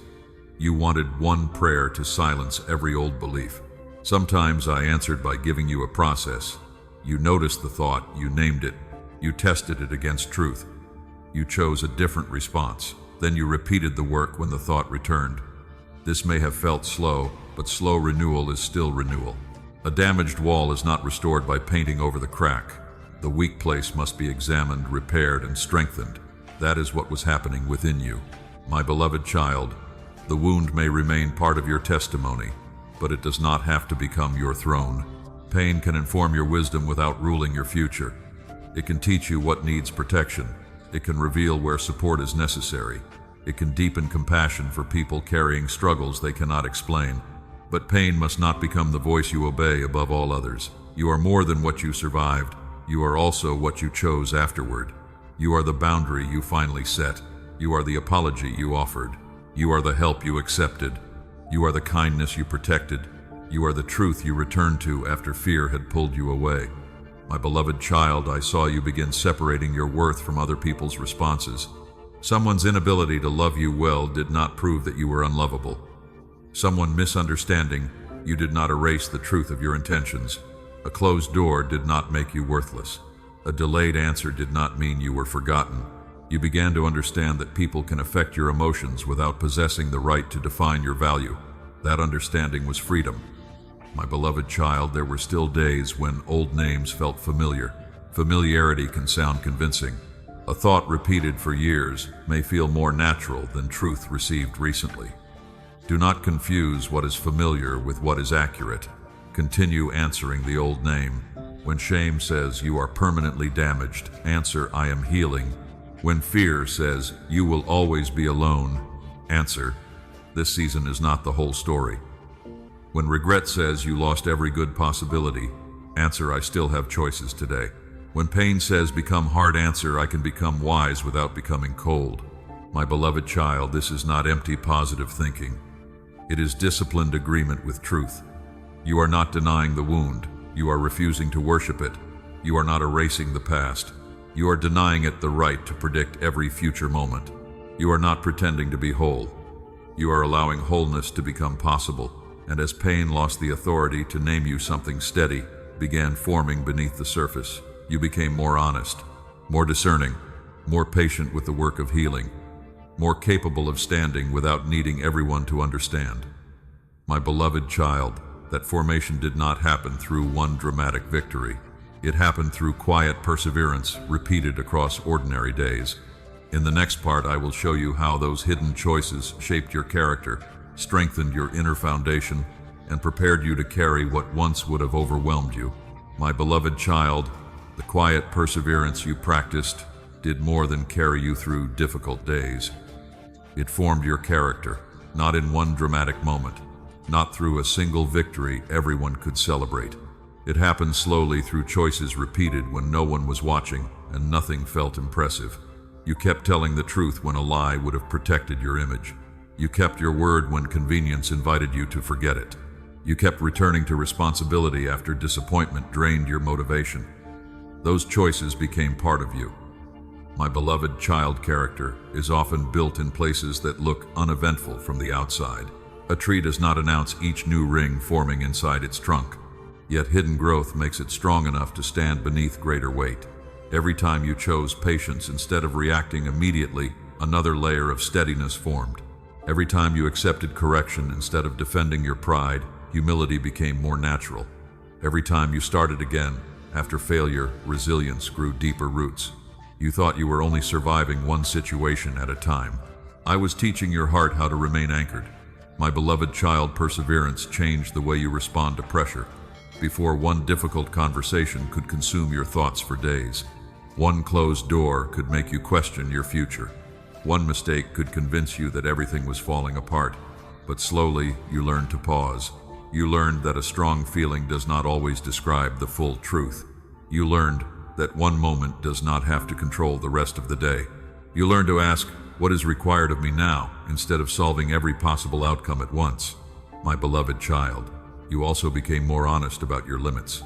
There was a time when you believed strength meant never needing help. You kept carrying more because admitting exhaustion felt like failure. You said yes while resentment grew. You remained available long after your heart became empty. But perseverance taught you that endurance without wisdom becomes self-abandonment. You began recognizing when rest was necessary. You began asking for support before everything reached a crisis. You began understanding that a boundary can protect faithfulness instead of opposing it. My beloved child, Moses tried to carry the needs of an entire people alone until wise counsel showed him the weight was too much for one person. Sharing responsibility did not make him less faithful. It allowed him to continue serving without being destroyed by the burden. You are not called to prove your value by carrying what was meant to be shared. Real strength can admit, I need help. My beloved child, quiet perseverance also taught you to live by values instead of moods. Yet you began understanding that integrity cannot depend entirely on emotion. You apologized because it was right, not because it felt comfortable. You completed the responsibility because someone was depending on you. You stepped away from temptation because temporary relief was not worth betraying the life you wanted to build. You prayed because connection mattered, even when emotion was absent. These choices taught your soul that feelings deserve attention but not absolute authority. My beloved child, character is revealed when no reward is immediate. You gave kindness and did not always receive kindness back. You acted honestly and still faced misunderstanding. You waited patiently and did not see the result you hoped for. You wondered whether doing the right thing mattered if it did not change the outcome. But faithfulness is not wasted because it cannot control another person's response. Your integrity preserved something inside you. It allowed you to leave a difficult season without losing respect for yourself. My beloved child, perseverance made you more discerning. You began noticing patterns instead of only reacting to isolated moments. You recognized when apologies were not followed by change. You noticed when urgency was being used to control your decision. You understood when guilt was pushing you toward commitments that peace had not confirmed. You became slower to give trust, but more intentional when trust was earned. Discernment did not make you suspicious of everyone. It taught you to examine fruit. I told my followers that a tree is recognized by what it consistently produces. Words create impressions, but patterns reveal direction. This protected your heart without closing it. My beloved child, difficult seasons also deepened your compassion. Because you knew what it felt like to struggle invisibly, you became less quick to judge another person's quietness. Because you knew how exhaustion could affect behavior, you learned to ask questions before making assumptions. Because you had needed patience, you became more willing to offer patience. Your pain did not automatically make you compassionate. You chose to let it. That choice gave your suffering a purpose beyond itself. My beloved child, you also learned that character does not mean never failing. It means failure no longer has the same power to keep you hiding. You learned to repair what could be repaired. You stopped confusing accountability with humiliation. You understood that confession is not the destruction of dignity. It is a path back to integrity. David failed seriously, but when truth confronted him, the direction of his heart was revealed by his willingness to acknowledge what he had done. My beloved child, your returns revealed your character too. Pride sometimes delayed you. Fear sometimes made honesty difficult. But you kept becoming more willing to come into the light. My beloved child, quiet perseverance also gave you an inner stability that applause could not create. You became less dependent on everyone understanding you. You became more comfortable doing what was right without explaining every detail. You learned that some decisions must be made before me, not before an audience. This did not make you indifferent to wise counsel. It freed you from needing universal approval. A person controlled by applause will also be controlled by criticism. You were learning to listen without surrendering your identity to every opinion. My beloved child, this foundation is still being built. There are areas where you remain impatient. There are habits that still require attention. There are fears that still speak loudly under pressure. Do not use unfinished work as proof that no work has happened. Look at what has changed. You recover more quickly after disappointment. You recognize unhealthy patterns sooner. You speak more honestly. You protect your peace with greater wisdom. You return to me with less performance and more truth. My beloved child, you are not the same person who entered the season that tested you. You have become steadier without becoming cold, more discerning without becoming cynical, more honest without becoming hopeless, more responsible without believing everything is yours to carry. This is what quiet perseverance formed. But I also know that formation has left you tired. Carrying weight for a long time affects the mind, body, and heart. You may look at your exhaustion and wonder whether it means you have failed, lost faith, or fallen behind. In the next part, my beloved child, I will show you why your exhaustion is not evidence against your strength. It is often evidence that you carried something heavy for longer than others understood. My beloved child, I know the strength formed through your perseverance did not come without a cost. You have carried weight for so long that tiredness began to feel like failure. You looked at your slower pace and wondered whether you had become weak. You noticed how easily your mind became overwhelmed and assumed something was wrong with your faith. You needed more rest than before, and part of you felt ashamed. But exhaustion does not mean you failed. It means something demanded energy from you for longer than others could see. My beloved child, a lamp that has burned through the night does not become worthless because the oil runs low. It has been giving light. Your mind has been solving problems, watching for danger, carrying responsibilities, and preparing for outcomes that never arrived. Your body has held tension while you continued smiling. Your heart has processed disappointment while you remained available to others. That kind of living uses strength. You cannot spend yourself endlessly and then condemn yourself for feeling empty. My beloved child, some of your exhaustion came from visible work. You completed tasks, cared for family, met deadlines, paid bills, and kept promises. But another part came from invisible labor. You were trying to stay calm during uncertainty. You were monitoring another person's mood. You were replaying conversations, searching for what you had missed. You were carrying questions that had no quick answer. Invisible labor can drain a person deeply because the mind rarely receives a signal that the work is finished. My beloved child, I saw that. I saw how rest became difficult because even when your body stopped, your thoughts continued working. You lay down, but your mind kept walking through tomorrow. You sat quietly, but your heart remained alert. You called it laziness when you could not accomplish more. I called it a system asking for recovery. When Elijah became exhausted after intense pressure, I did not begin with a lecture. I allowed him to sleep. I gave him food. I met his physical need before asking him to continue the journey. My beloved child, I am not disappointed when your humanity needs care. You are not a machine designed to produce without interruption. You are a person with limits. Those limits are reminders that you were never meant to live without rest, support, and dependence on me. My beloved child, rest may feel uncomfortable because it removes distraction. When you stop, grief may rise. Anger may become clearer. Questions may surface. This does not mean rest is harming you.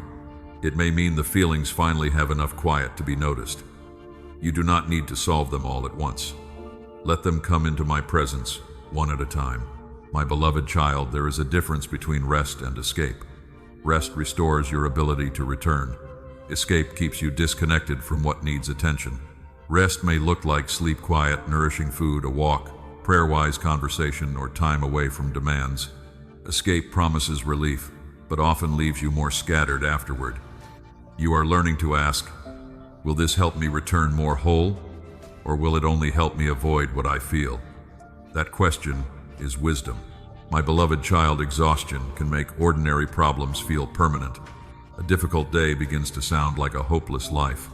One misunderstanding begins to feel like every relationship is failing. One delay becomes proof that nothing will ever change. Do not make permanent conclusions from a depleted mind. When you are tired, reduce the size of the decision. Drink water, eat something, step outside, sleep before responding, ask for help. Then return to the question with a steadier body and clearer thoughts. My beloved child, spiritual maturity includes learning when not to force an answer. You do not honor me by making reckless decisions while overwhelmed. You do not prove faith by ignoring your body. You do not become more devoted by refusing every form of support. Sometimes trust looks like admitting I cannot carry this alone today. The man lowered through the roof did not reach me by his own strength. Others carried him. His need did not disqualify him from receiving help. My beloved child, let people carry a corner of the weight when they are trustworthy enough to do so. Let someone prepare the meal. Let someone listen without requiring you to sound hopeful. Let someone help with the responsibility. Receiving care does not make you a burden. My beloved child, perhaps exhaustion has made prayer feel difficult. You begin, then lose focus. You try to read, but the words move across the page without settling. You feel guilty because devotion once seemed easier. Do not turn tiredness into distance between us. A quiet sentence can still be prayer. Help me. Stay near. Give me enough strength for today. I receive those words. I also receive your silence when you have no language left. My presence does not depend on your ability to perform spiritually. My beloved child, you have sometimes treated rest as something you must earn. You told yourself you could stop after everything was completed. But everything was never completed. There was always another task, another need, another reason to delay care. Rest is not a prize given only after perfect productivity. It is part of the rhythm that allows you to remain faithful. Even the land in Scripture was given seasons of rest. Creation was not designed for endless extraction. Neither were you. My beloved child, this does not mean you should ignore responsibility whenever you feel uncomfortable. There are moments when discipline carries you through temporary resistance, but discipline and self-punishment are not the same. Discipline says, I will do what matters with wisdom. Self-punishment says, I must keep proving my worth no matter what it costs. One builds strength, the other destroys it. You are learning the difference. My beloved child, look at your exhaustion with compassion instead of accusation. Ask what it is trying to tell you. Perhaps you need sleep. Perhaps you need grief. Perhaps a boundary has been delayed too long. Perhaps you are carrying responsibility that belongs to someone else. Perhaps your schedule no longer reflects what you claim matters most. Exhaustion can become information when you stop treating it as shame. My beloved child, you have not failed because you need to recover. You have not lost your calling because you need a slower season. You have not disappointed me because your strength has limits. You carried something heavy. Now care is part of faithfulness. Rest can prepare you for what comes next. Support can protect what perseverance formed. Honesty can keep fatigue from becoming despair. And as you learn to receive care without guilt, you must also release another burden you were never meant to carry. You have sometimes looked at my sacrifice and believed it created a debt you must repay through endless effort, perfect obedience, and constant spiritual performance. It did not. In the next part, my beloved child, I will show you why. My sacrifice was never meant to imprison you beneath obligation, but to bring you into love, freedom, and relationship. My beloved child, I told you that. My sacrifice was never meant to become another weight on your shoulders. You have carried expectations, disappointment, responsibility, and the fear that you were never doing enough. You thought, if you gave everything for me, I must prove that I was worth it. You thought I must never struggle again. I must serve without becoming tired. I must obey without questions. I must repay love with flawless performance. My beloved child, that was never what I asked of you. Love is not a loan. Grace is not a contract hidden beneath kindness. My sacrifice was not a debt placed into your hands with a demand for repayment. I gave myself because love gives. I opened the way because separation was never the ending I desired for you. I carried what you could not carry so that you could come near without pretending to be stronger, cleaner, or more certain than you were. My beloved child, the cross was not meant to create fear of disappointing me. It was meant to reveal how far my love was willing to go to reach you. When you see, my wounds do not hear an accusation saying, "Look what you made me do." Hear an invitation saying, "This is how deeply you are loved." I did not endure suffering so that you would spend your life trying to earn a place already offered by grace. I endured it so that shame would no longer have the final word. My beloved child, you have sometimes approached me like an employee standing before a demanding master. You measured your worth by how useful you had been. Then, when you were tired or inconsistent, you expected rejection. But I did not call you into a business arrangement. I called you into relationship. A servant may fear being dismissed when performance declines. A beloved child learns that correction can exist without abandonment. You are not loved only on the days when your faith feels strong. You are not held only when your choices are wise. My love does not become unstable when you become weary. My beloved child, this does not mean your choices do not matter. Grace is not permission to live carelessly. Love does not remove responsibility. It creates a safe place where responsibility can be faced honestly. When you know you are loved, you can admit where you were wrong without believing the truth will destroy you. You can apologize. You can change direction. You can accept correction. You can repair what is possible. Not because you are paying me back, but because love is teaching you how to live freely. My beloved child, remember the son who returned home after wasting what he had been given. He prepared a speech. He planned to ask for the position of a servant because shame had convinced him that belonging was gone. But the father ran toward him before the speech was finished. The father did not deny the damage. He restored relationship before the son could turn repentance into employment. You have also returned with speeches prepared. You have said, "I will do more. I will never fail again. I will make this up to you."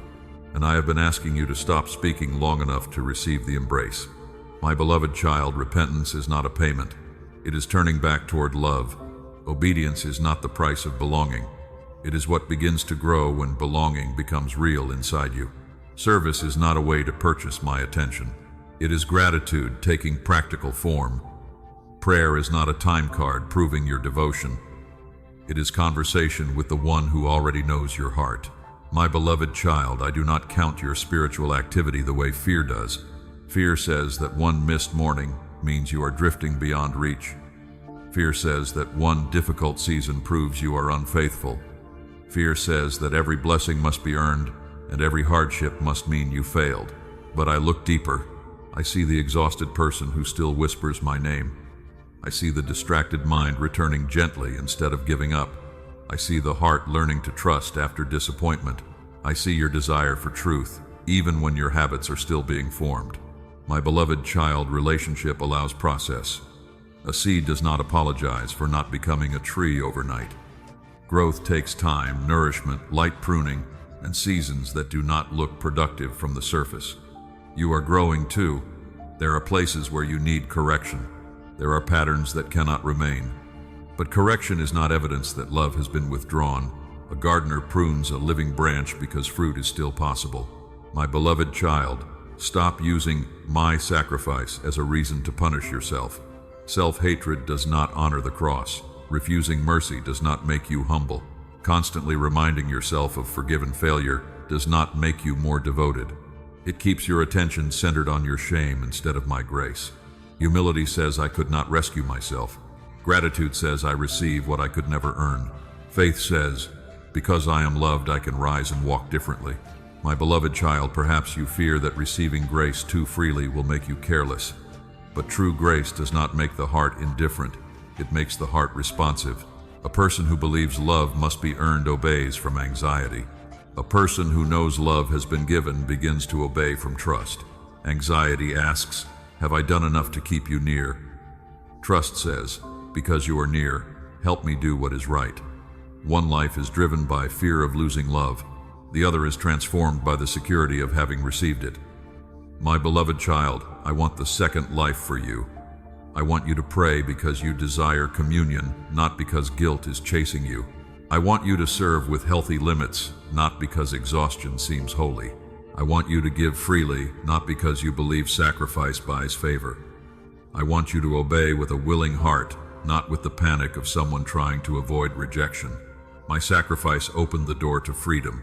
Do not rebuild a prison in front of that open door. My beloved child, you are not living beneath a debt. You are living inside a gift. You are not working your way toward acceptance. You are learning to walk from acceptance. You are not trying to convince me that your life deserves love.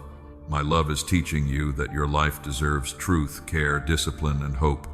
Now let gratitude replace pressure. Let relationship replace performance. Let honest return replace promises of perfection. And begin to recognize something you did not understand while you were struggling. Every time you refused to abandon your life, every time you returned after doubt, and every time you chose one more faithful step, you were not repaying my sacrifice. You were responding to love. In the next part, my beloved child, I will show you how your decision to stay present became an answer to the love that had already been holding you. My beloved child, I told you that every time you refused to abandon your life, you were not repaying my sacrifice. You were responding to love. You may not have recognized it that way. You thought you were only surviving another day. You thought you were moving through life with barely enough strength to continue. But love was already holding you, and your decision to remain present was an answer. Not a perfect answer, not a confident answer, a real one. My beloved child, relationship is formed through response. I reach toward you and you turn toward me. I speak and you make room to listen. I offer mercy and you stop hiding long enough to receive it. I give strength and you use that strength for the next faithful step. This is not a transaction. It is movement between hearts. You did not need to understand every part of my love before responding to it. A child resting in safe arms does not need to explain how those arms provide security. The child simply stops fighting long enough to be held. You stopped trying to solve everything. You whispered, "My name." You allowed yourself to breathe. You chose not to make a permanent choice from a temporary wave of pain. You stayed long enough for the strongest emotion to pass. My beloved child, that staying was not passive. It was a quiet choice for life. You chose to remain connected to what was still good. You cared for a responsibility even though your heart felt tired. You answered someone with kindness when you could have withdrawn completely. You admitted that you needed support. You returned to prayer after disappointment had made silence feel safer. Each of these choices said without words that pain would not receive the final answer. My beloved child, love made those choices possible. Not because you always felt loved. There were times when my presence seemed distant. You wondered whether I had become silent. You asked why relief had not arrived, why the door remained closed, and why the burden continued. Still beneath the question, something in you kept reaching. Faith is not only agreement made in peaceful seasons. Faith is also the hand extended through darkness, unsure of what it will touch but unwilling to remain closed forever. My beloved child, Peter once watched many people walk away from me because my words had become difficult. I asked the disciples whether they also wanted to leave. Peter did not claim to understand everything. He answered from relationship. He knew that turning away from me would not give him the life his soul needed. You did not have every answer. You did not feel certain about the road. But somewhere within you, you knew that complete withdrawal would not heal what was hurting. So you stayed connected, perhaps only by a thread. But a thread can still hold a person near enough to be found. My beloved child, I did not despise the smallness of your response. I did not compare your tired prayer with someone else's confident worship. I did not measure your slow return against another person's visible progress. I saw what it cost you to come back. I knew the disappointment you carried. I knew the shame that told you to remain distant until you had repaired yourself. I knew the fear that said I would only receive you after you became stronger. Yet you returned before becoming strong. That was trust. My beloved child, you responded to love when you chose honesty instead of performance. There were days when you could not say, "I am full of faith." So you said, "I am afraid." You could not say, "I understand your plan." So you said, "I do not understand, but I am still here." You could not promise that you would never struggle again. So you asked for enough grace for the present moment. Those honest words created more closeness than polished language ever could. Love does not need a perfect speech. It needs a heart willing to be known. My beloved child, staying also meant staying with yourself. You stopped abandoning your own needs to keep everyone comfortable. You began listening when your body asked for rest. You noticed when resentment was warning you that a boundary had been ignored. You allowed grief to be felt instead of demanding that it disappear immediately. Caring for yourself was not turning away from me. It was honoring a life my love had declared valuable. You responded to love when you stopped treating yourself as disposable. My beloved child, this did not mean choosing comfort above every responsibility. Love sometimes asked you to do what was difficult. It asked you to apologize. It asked you to leave what was unhealthy. It asked you to remain patient while healing moved slowly.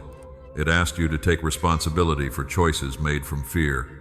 But love did not ask these things to humiliate you. It asked because you were worth becoming whole. Discipline rooted in love says, your life matters too much to remain controlled by what is harming you. My beloved child, you responded each time you allowed truth to interrupt a destructive pattern. You noticed the familiar temptation and changed your environment. You recognized that a conversation was pulling you backward and ended it. You understood that isolation was deepening your despair and contacted someone safe. You admitted that repeated promises without support were not enough, so you sought practical help. They were love becoming visible in your choices. My beloved child, there were times when staying meant letting go. You stayed with life by leaving what continually reduced you. You stayed faithful to truth by releasing a connection built on confusion. You stayed near to me by stepping away from noise that kept your soul scattered. Staying is not always remaining in the same place. Sometimes staying means refusing to leave yourself behind while your circumstances change. My beloved child, you did not always feel victorious after choosing life. Sometimes you only felt tired. Sometimes the right choice brought grief before it brought peace. Sometimes a boundary created loneliness. Sometimes telling the truth changed a relationship you hoped would remain. Love did not promise that every faithful response would feel pleasant immediately. It promised that truth would lead you toward freedom. You kept responding even when freedom arrived slowly. That is what moved my heart. Not perfection, not performance, your willingness, your return, your continued agreement that your life was still worth truth, care, and another beginning. My beloved child, you stayed because love had already stayed with you. Before you understood, I was near. Before you returned, I was calling. Before you found words, I understood the ache beneath your silence. Your response did not create my love. It revealed that my love was reaching places in you that despair had not been able to destroy. Often it came through tears, uncertainty, fatigue, and honest weakness. In the next part, my beloved child, I will show you how that weakness did not damage our relationship. When you stopped hiding it, your honesty allowed our relationship to become deeper, safer, and more real. My beloved child, I told you that your honest weakness did not damage our relationship. It deepened it. You thought prayer had to sound confident. You thought faith had to feel steady. You thought questions would disappoint me and tears would prove that you had failed. So you tried to bring me a polished version of yourself. My beloved child, intimacy cannot grow where honesty is always edited. A relationship becomes deep when the heart no longer has to perform in order to remain safe. I did not invite you near so that you could impress me. I invited you near so that you could be known. When you finally said, I am tired, our relationship became more real. When you admitted I am angry, you stopped forcing pain to hide behind spiritual language. When you confessed, I do not understand you. Right now you brought confusion into the light instead of allowing it to become silent distance. My beloved child, I was not threatened by your honesty. I was already present inside the feeling you were afraid to name. David did not speak to me, only with peaceful words. He brought grief, fear, frustration, and questions. He asked why I seemed far away. He described enemies' loneliness and nights that felt endless. Yet those prayers became part of Scripture. His honesty was not rebellion simply because it was painful. It was relationship refusing to become pretend. My beloved child, I would rather receive your true question than a false declaration you do not believe. I would rather hear, help me trust you, than watch you repeat words of confidence while your heart quietly withdraws. Honesty gives me room to meet the real wound. Performance only protects the image. You began learning that I was not asking for an image. I wanted you. My beloved child, there were times when weakness made you feel ashamed. You needed reassurance again after believing you should already be secure. You repeated a fear you thought had been healed. You returned to an old habit after promising yourself that you were finished with it. Shame told you to stay away until you could return with evidence of improvement. But distance does not heal what grace is inviting into the light. You came back anyway, perhaps with your head lowered, perhaps expecting correction before tenderness. I met you there. My beloved child, I did not call weakness good when it was harming you. I did not ignore the pattern. Love tells the truth. But truth spoken within relationship sounds different from condemnation. Condemnation says, you failed again, so there is no place for you here. Love says, this pattern is hurting you. Come closer and let us face it honestly. Condemnation drives you into hiding. Love brings you into responsibility without removing belonging. You began to understand that correction was not rejection. My beloved child, your weakness also taught you to receive. You were comfortable being the person who helped others. You listened, encouraged, solved problems, and carried more than people knew. But receiving care made you feel exposed. It reminded you that you were not in control. It required you to trust that someone could see your need without using it against you. That felt dangerous after disappointment. Still, you let a trustworthy person help. You allowed someone to pray when you had no words. You accepted advice without pretending you already knew the answer. You admitted that your strength had limits. My beloved child, receiving was not a reduction of dignity. It was a return to the way relationship was meant to work. Even my body, exhausted beneath the cross, accepted help from Simon when the weight became too much to carry in that moment. Need did not erase purpose. Receiving support did not cancel love. You learned that dependence can be holy when it leads toward truth, care, and responsibility. My beloved child, honest weakness changed the way you prayed. You stopped using prayer only to report what you thought I wanted to hear. You began telling me what the day actually felt like. You said, I am jealous. I am afraid of being forgotten. I am tired of waiting. I do not know how to forgive this yet. I want to obey, but part of me still wants control. These prayers were not elegant. They were alive. My beloved child, living prayer creates movement because nothing has to remain hidden. Once jealousy was named, we could uncover the fear beneath it. Once anger was admitted, we could examine the boundary that had been crossed. Once control was confessed, we could speak about trust. Once exhaustion was acknowledged, rest and support could become part of wisdom. Honesty became a doorway. My beloved child, weakness also taught you that faith is not emotional perfection. Some days you felt close to me. Other days your heart felt quiet and distant. You once believed that changing emotion meant changing relationship. But I remained steady. A cloud passing across the sun does not remove the sun from the sky. In the same way, a season when you cannot feel my warmth does not mean my presence has disappeared. Your feelings matter, but they are not the ruler of our relationship. My beloved child, you learned to stay in conversation when emotions changed. You said, I do not feel you, but I am here. You said, I am disappointed, but I will not close every door. You said, I am confused, but I still want truth. That kind of honesty formed trust deeper than temporary excitement. It taught your heart that relationship can survive difficult conversations. My beloved child, I never needed you to protect me from your questions. I am not fragile. Your doubts do not reduce my faithfulness. Your tears do not weaken my love. Your frustration does not surprise me. Bring all of it with humility. Ask for wisdom. Listen for correction. Remain willing to change. Honesty is not permission to make every feeling correct. It is permission to bring every feeling into the place where truth can examine it. My beloved child, this is why our relationship became safer. You discovered that you could be known and still loved. You could be corrected and still held. You could struggle and still belong. You could become tired and still be welcome. The more honestly you came, the less energy you spent hiding. That energy became available for healing. My beloved child, your weakness did not become your identity. It became a place where grace met you. It showed you that strength was not pretending to need nothing. Strength was remaining open to truth when pride wanted to protect appearance. Strength was asking for help before collapse. Strength was returning after failure without demanding that you first become perfect. And that return is where our next part begins. Because you did not always feel strong. You did not always pray beautifully. You did not always move forward without hesitation. But you kept returning. In the next part, my beloved child, I will show you why returning mattered more than perfect faith and why every sincere return strengthened the relationship you feared your weakness had damaged. My beloved child, I told you that every sincere return strengthened the relationship you feared your weakness had damaged. Sometimes shame kept you at a distance. Sometimes disappointment made silence feel safer than prayer, but you still returned, and that mattered more than the image of perfect faith you thought I required. My beloved child, perfect faith is not the absence of questions. Faith becomes real when you turn toward me with what is actually present.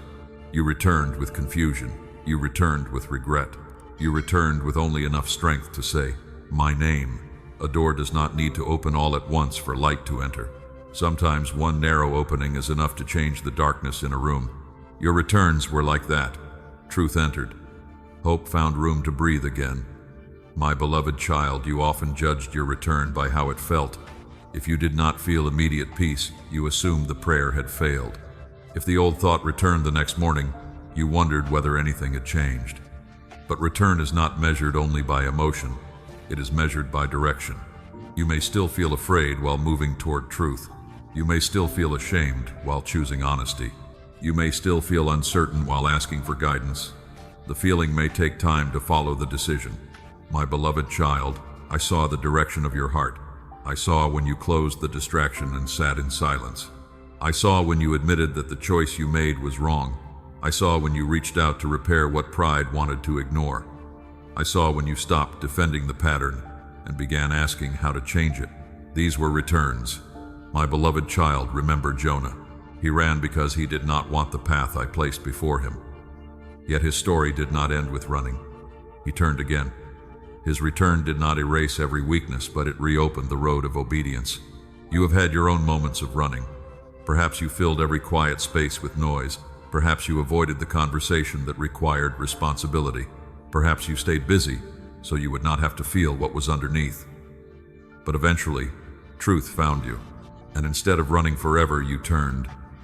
My beloved child, I did not stand at the place of return with crossed arms and a list of everything you had done wrong. I welcomed honesty. I gave correction where correction was needed. I gave mercy where shame expected rejection. The lost son returned with a rehearsed speech, but the father moved toward him before the speech became a bargain. Belonging was not restored by performance. The return revealed a changed direction. My beloved child, your heart changed direction many times. You turned away from resentment before it became a permanent habit.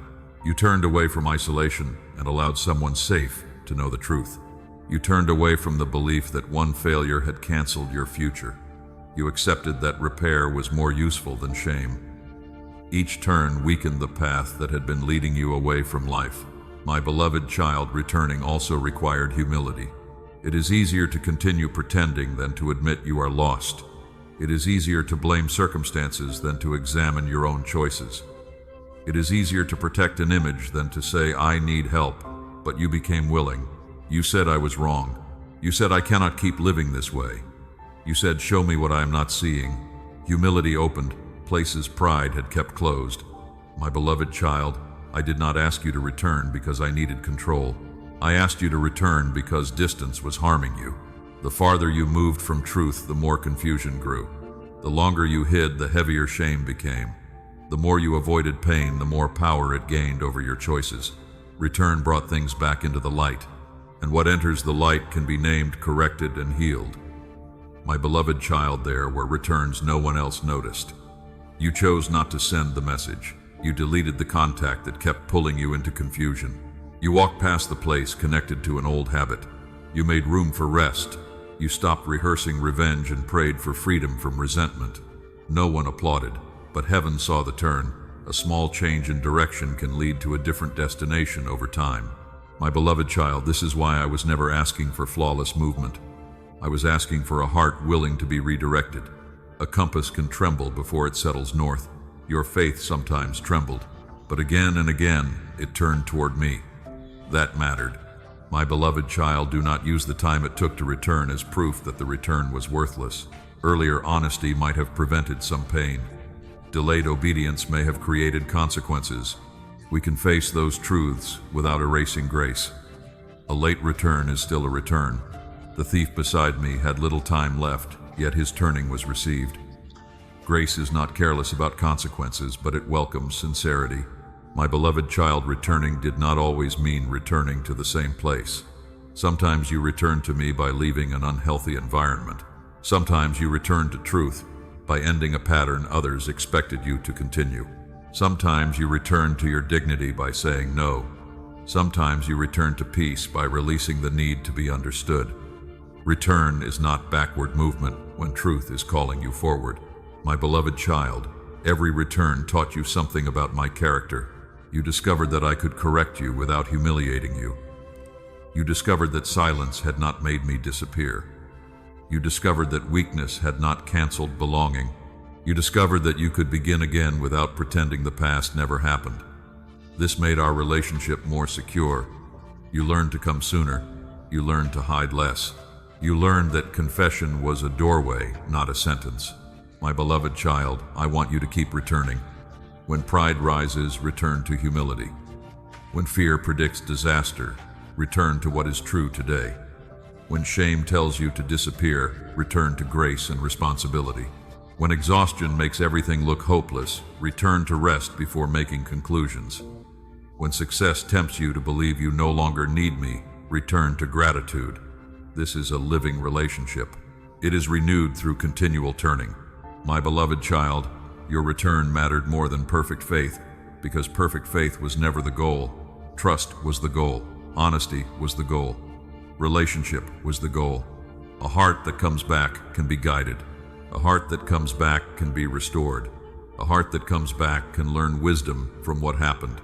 And now you are ready to understand another layer of your staying. Some of the pauses, hesitations, and decisions not to walk away from truth may have protected you from choices whose cost you could not yet see. In the next part, my beloved child, I will show you how staying present may have kept you from paths that promised quick relief, but would have created deeper wounds. My beloved child, I told you that some of your pauses, hesitations, and choices not to run may have protected you from paths whose cost you could not yet see. You were looking for relief. You wanted the pressure to stop. You wanted one decision, one relationship, one opportunity, or one escape to make everything feel lighter. But not every open door leads toward peace. Not every fast answer leads toward healing. Not every feeling of relief is freedom. Sometimes quick relief only postpones pain and gives it deeper roots. My beloved child, there were moments when you almost chose from exhaustion instead of wisdom. You were tired of waiting, tired of carrying uncertainty, tired of explaining yourself. A decision made in that state can feel urgent because the heart is desperate for movement. But movement is not always progress. Sometimes staying still long enough to breathe keeps a temporary emotion from creating a permanent consequence.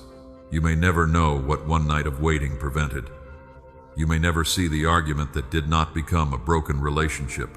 You may never know the regret avoided because you chose not to send the message while anger was speaking.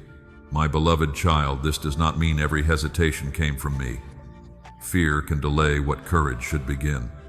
Insecurity can keep a person trapped. Avoidance can wear the clothing of patience. That is why discernment matters. But there were times when the pause within you was not cowardice. It may have been wisdom asking for more time. It may have been your conscience refusing to move faster than truth. It may have been grace creating space between the impulse and the action. Joseph faced a moment when temptation offered secrecy, pleasure, and immediate escape from the loneliness of his position. He did not stay in the room and test his strength. He left. That departure protected more than one moment. It protected integrity, calling, and the future he could not yet see. My beloved child, sometimes staying with truth requires leaving the place where compromise is becoming easy. You protected yourself when you stopped answering the conversation that always pulled you back into confusion. You protected your peace when you stepped away from the person who offered attention without consistency.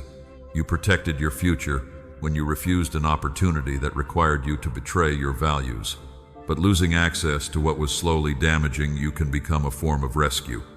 My beloved child, there were habits that promised comfort but could have become cages. You felt the pull to numb what hurt. You wanted to stop thinking. You wanted relief without the slow work of healing. Perhaps you reached for distraction, spending food, work, attention, or another familiar escape. Sometimes you went farther than you wanted. But there were also moments when you stopped. You closed the screen. You left the store. You called someone. You took a walk. You prayed honestly.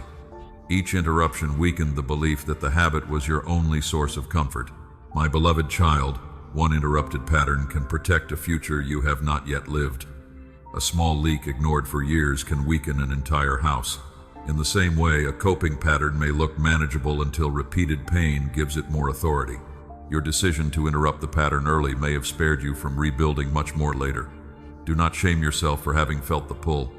Understand what you were seeking beneath it: comfort, safety, connection. Then seek those needs in ways that do not make the wound deeper. My beloved child, staying may also have protected you from abandoning yourself for acceptance. There were relationships where you were tempted to become smaller so another person would remain comfortable. You considered hiding your needs, softening every boundary, ignoring what your conscience kept noticing. You believed losing the relationship would prove you were unworthy of love, but remaining at the cost of your identity would have created another kind of loss. You began to say what was true. You stopped chasing clarity from someone committed to confusion. You allowed distance to reveal what constant effort had been hiding. That may have protected the part of you that was beginning to disappear. My beloved child, protection does not always feel comforting while it is happening. Sometimes it feels like loneliness after a necessary boundary. Sometimes it feels like grief after choosing not to return. Sometimes it feels like uncertainty because the familiar path is no longer available. You may ask why doing the wise thing still hurts. Wisdom does not remove grief. It prevents grief from deciding the next harmful step. You can miss what was familiar and still recognize that returning would cost too much. You can love someone and still admit that the relationship was teaching you to abandon yourself. My beloved child, there were also choices you did not make because you lacked clarity.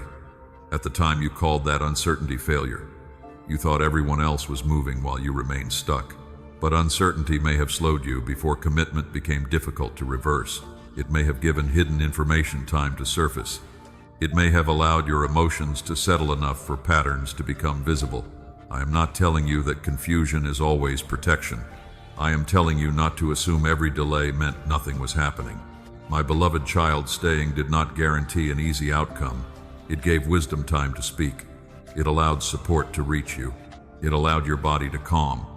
It allowed the true cost of the decision to become clearer. Sometimes protection looks like an obstacle removed. Other times it looks like enough awareness to choose differently. Sometimes it looks like a trusted person asking the question you were avoiding. Sometimes it looks like peace disappearing when you are about to compromise. Sometimes it looks like a door refusing to open despite your repeated effort. My beloved child, do not become fearful of every choice because you wonder what danger might be hidden. Protection is not meant to make you suspicious of life. It is meant to teach you respect for wisdom. Pray, examine the pattern, seek counsel. Notice whether the choice requires you to abandon truth, health, responsibility, or dignity. Then take the next faithful step without demanding complete certainty. You do not need to see every consequence in order to choose what is honest today.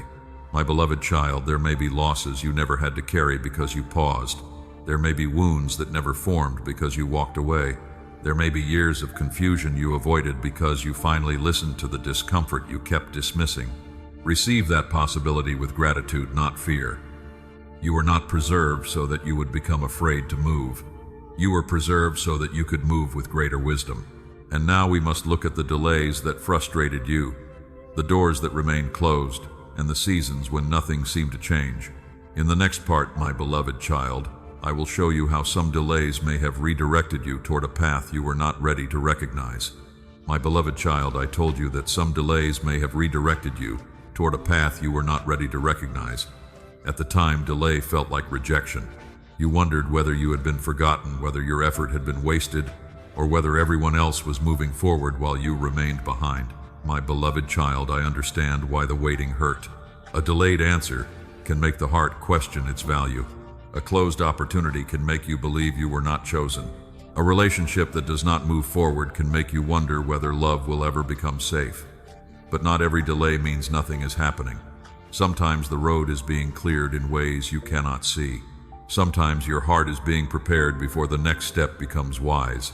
Sometimes information has not surfaced. Sometimes another person's character needs time to reveal itself. My beloved child, I am not telling you that every delay was sent by me. Human choices matter. Unfair systems exist. Fear can cause hesitation. There are moments when action is needed and moments when courage must stop using patience as an excuse. But there were also delays that may have protected your future by slowing your present. You were ready to say yes because you were tired of uncertainty. You were ready to accept less because loneliness had made almost any connection feel valuable. You were ready to force a decision because waiting made you feel powerless. Then something slowed the process. The reply did not come. The meeting was postponed. The opportunity changed. The person became inconsistent. What felt frustrating may have given truth enough time to become visible. My beloved child, Paul and his companions once planned to travel in one direction, yet the way did not open as expected. Later, another region became clear.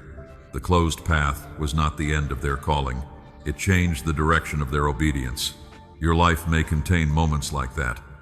A plan failed, but the purpose did not disappear. A door closed, but your gifts did not become useless. A season ended, but your story did not lose meaning. You may have been grieving the route while I was teaching you not to confuse the route with the destination. My beloved child, sometimes you asked for a specific outcome because it was the only answer you could imagine. You believed healing had to look like one person returning. You believed provision had to arrive through one job. You believed peace required one explanation. You believed progress had to happen on your schedule. When that outcome did not come, you felt trapped. But delay created space for another possibility. You began noticing skills you had ignored. You met people outside your usual circle. You learned that an apology was not required for you to begin healing. You discovered that one closed door could not cancel every future opportunity. My beloved child, waiting also revealed what urgency had hidden. At first, you only saw what you wanted. You saw the promise, the attention, the possibility, and the relief. But over time, patterns became clearer. The person's words did not match their actions. The opportunity required more compromise than you understood. The environment rewarded what your conscience could not support. The path that looked exciting began showing a cost you had not considered.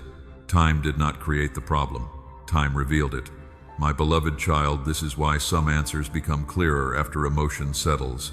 When desire is loud, warning signs can look small. When fear is loud, wise opportunities can look dangerous. When loneliness is loud, inconsistency can feel like connection. Delay can allow the noise to lower enough for truth to be heard. This does not mean you must wait forever. Wisdom also knows when enough has been revealed. But waiting helped you see what speed would have hidden. My beloved child, there were delays that changed you before they changed your circumstances. You prayed for the burden to leave. Instead, you became more honest about your limits. You prayed for immediate success. Instead, you learned discipline without applause. You prayed for reconciliation. Instead, you learned how to forgive without abandoning boundaries. You prayed for certainty. Instead, you learned to take one faithful step while questions remained. The answer was not always the change you requested. Sometimes the answer began as a change within you. My beloved child, do not mistake inner preparation for inactivity. A field may look empty while the soil is being turned. A foundation may look unimpressive while it is being reinforced. A musician repeats simple exercises before performing something difficult. In the same way, ordinary choices were preparing you for responsibilities your former patterns could not have carried well. You learned to say no. You learned to ask questions. You learned to recognize manipulation. You learned to rest before exhaustion distorted your judgment. You learned to stop confusing attention with love and movement with progress. These lessons may have been the direction change you needed most. My beloved child, some delays may also have protected other people from a version of you that was not ready. You wanted the relationship role platform or responsibility immediately, but desire alone does not create readiness. There were places where insecurity still controlled your reactions. There were wounds you were asking another person to heal. There were habits that could not support the future you wanted. Waiting gave you time to become more responsible with what you had requested. Preparation is mercy when greater responsibility would expose unhealed patterns.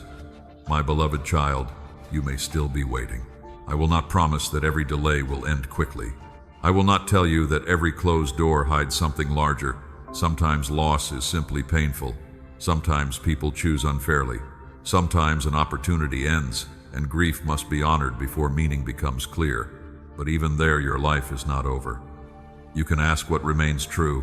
You can seek wisdom. You can make the next responsible choice. You can refuse to let one closed road convince you there is no road ahead. My beloved child, let delay teach you without becoming your identity. Do not call yourself forgotten. Do not call yourself late. Do not measure your worth by another person's speed. A different pace is not always a lesser path. Use the waiting well. Strengthen what has been neglected. Repair what you can. Ask for counsel. Watch the pattern. And when the next door opens, do not rush through it because you are tired of standing still. Pause, listen, examine the fruit. My beloved child, the delays that frustrated you may have trained a gift you will need in the next season. They taught you to notice discomfort before dismissing it. They taught you that hesitation can carry information. They taught you to ask whether peace is present, whether truth is honored, and whether the path requires you to betray yourself. That is where our next part begins. In the next part, my beloved child, I will show you how discernment grew through your hesitation, and how the moments you called indecision may have been teaching you to recognize what deserves your yes. My beloved child, I told you that hesitation may have been teaching you to recognize what deserves your yes today. For a long time, you treated every pause as weakness. You thought decisive people never questioned themselves. You believed courage meant moving quickly and answering immediately. But speed is not always courage. Sometimes speed is fear trying to escape discomfort before truth has time to speak. My beloved child, discernment grew when you stopped worshiping urgency. You began noticing that some opportunities demanded an answer before you had enough information. Some people became impatient when you asked reasonable questions. Some invitations felt exciting, yet required you to ignore the uneasiness in your spirit. In the past, you might have said yes because you feared losing the chance. Now you are learning that what is right does not need deception, pressure, or self-betrayal to remain available. My beloved child, hesitation can come from different places. Sometimes it comes from insecurity. You fear making a mistake, so you delay every decision. You imagine every possible failure until no path feels safe. That kind of hesitation can become a hiding place. But another kind of hesitation carries information. It appears when words and actions do not agree. It appears when a promise sounds beautiful, but the pattern remains unstable. It appears when peace disappears each time you move closer to compromise. Discernment learns to ask which voice is speaking. My beloved child, fear says, do not move because everything is dangerous. Wisdom says, do not rush because something needs examination. Fear keeps you trapped without evidence.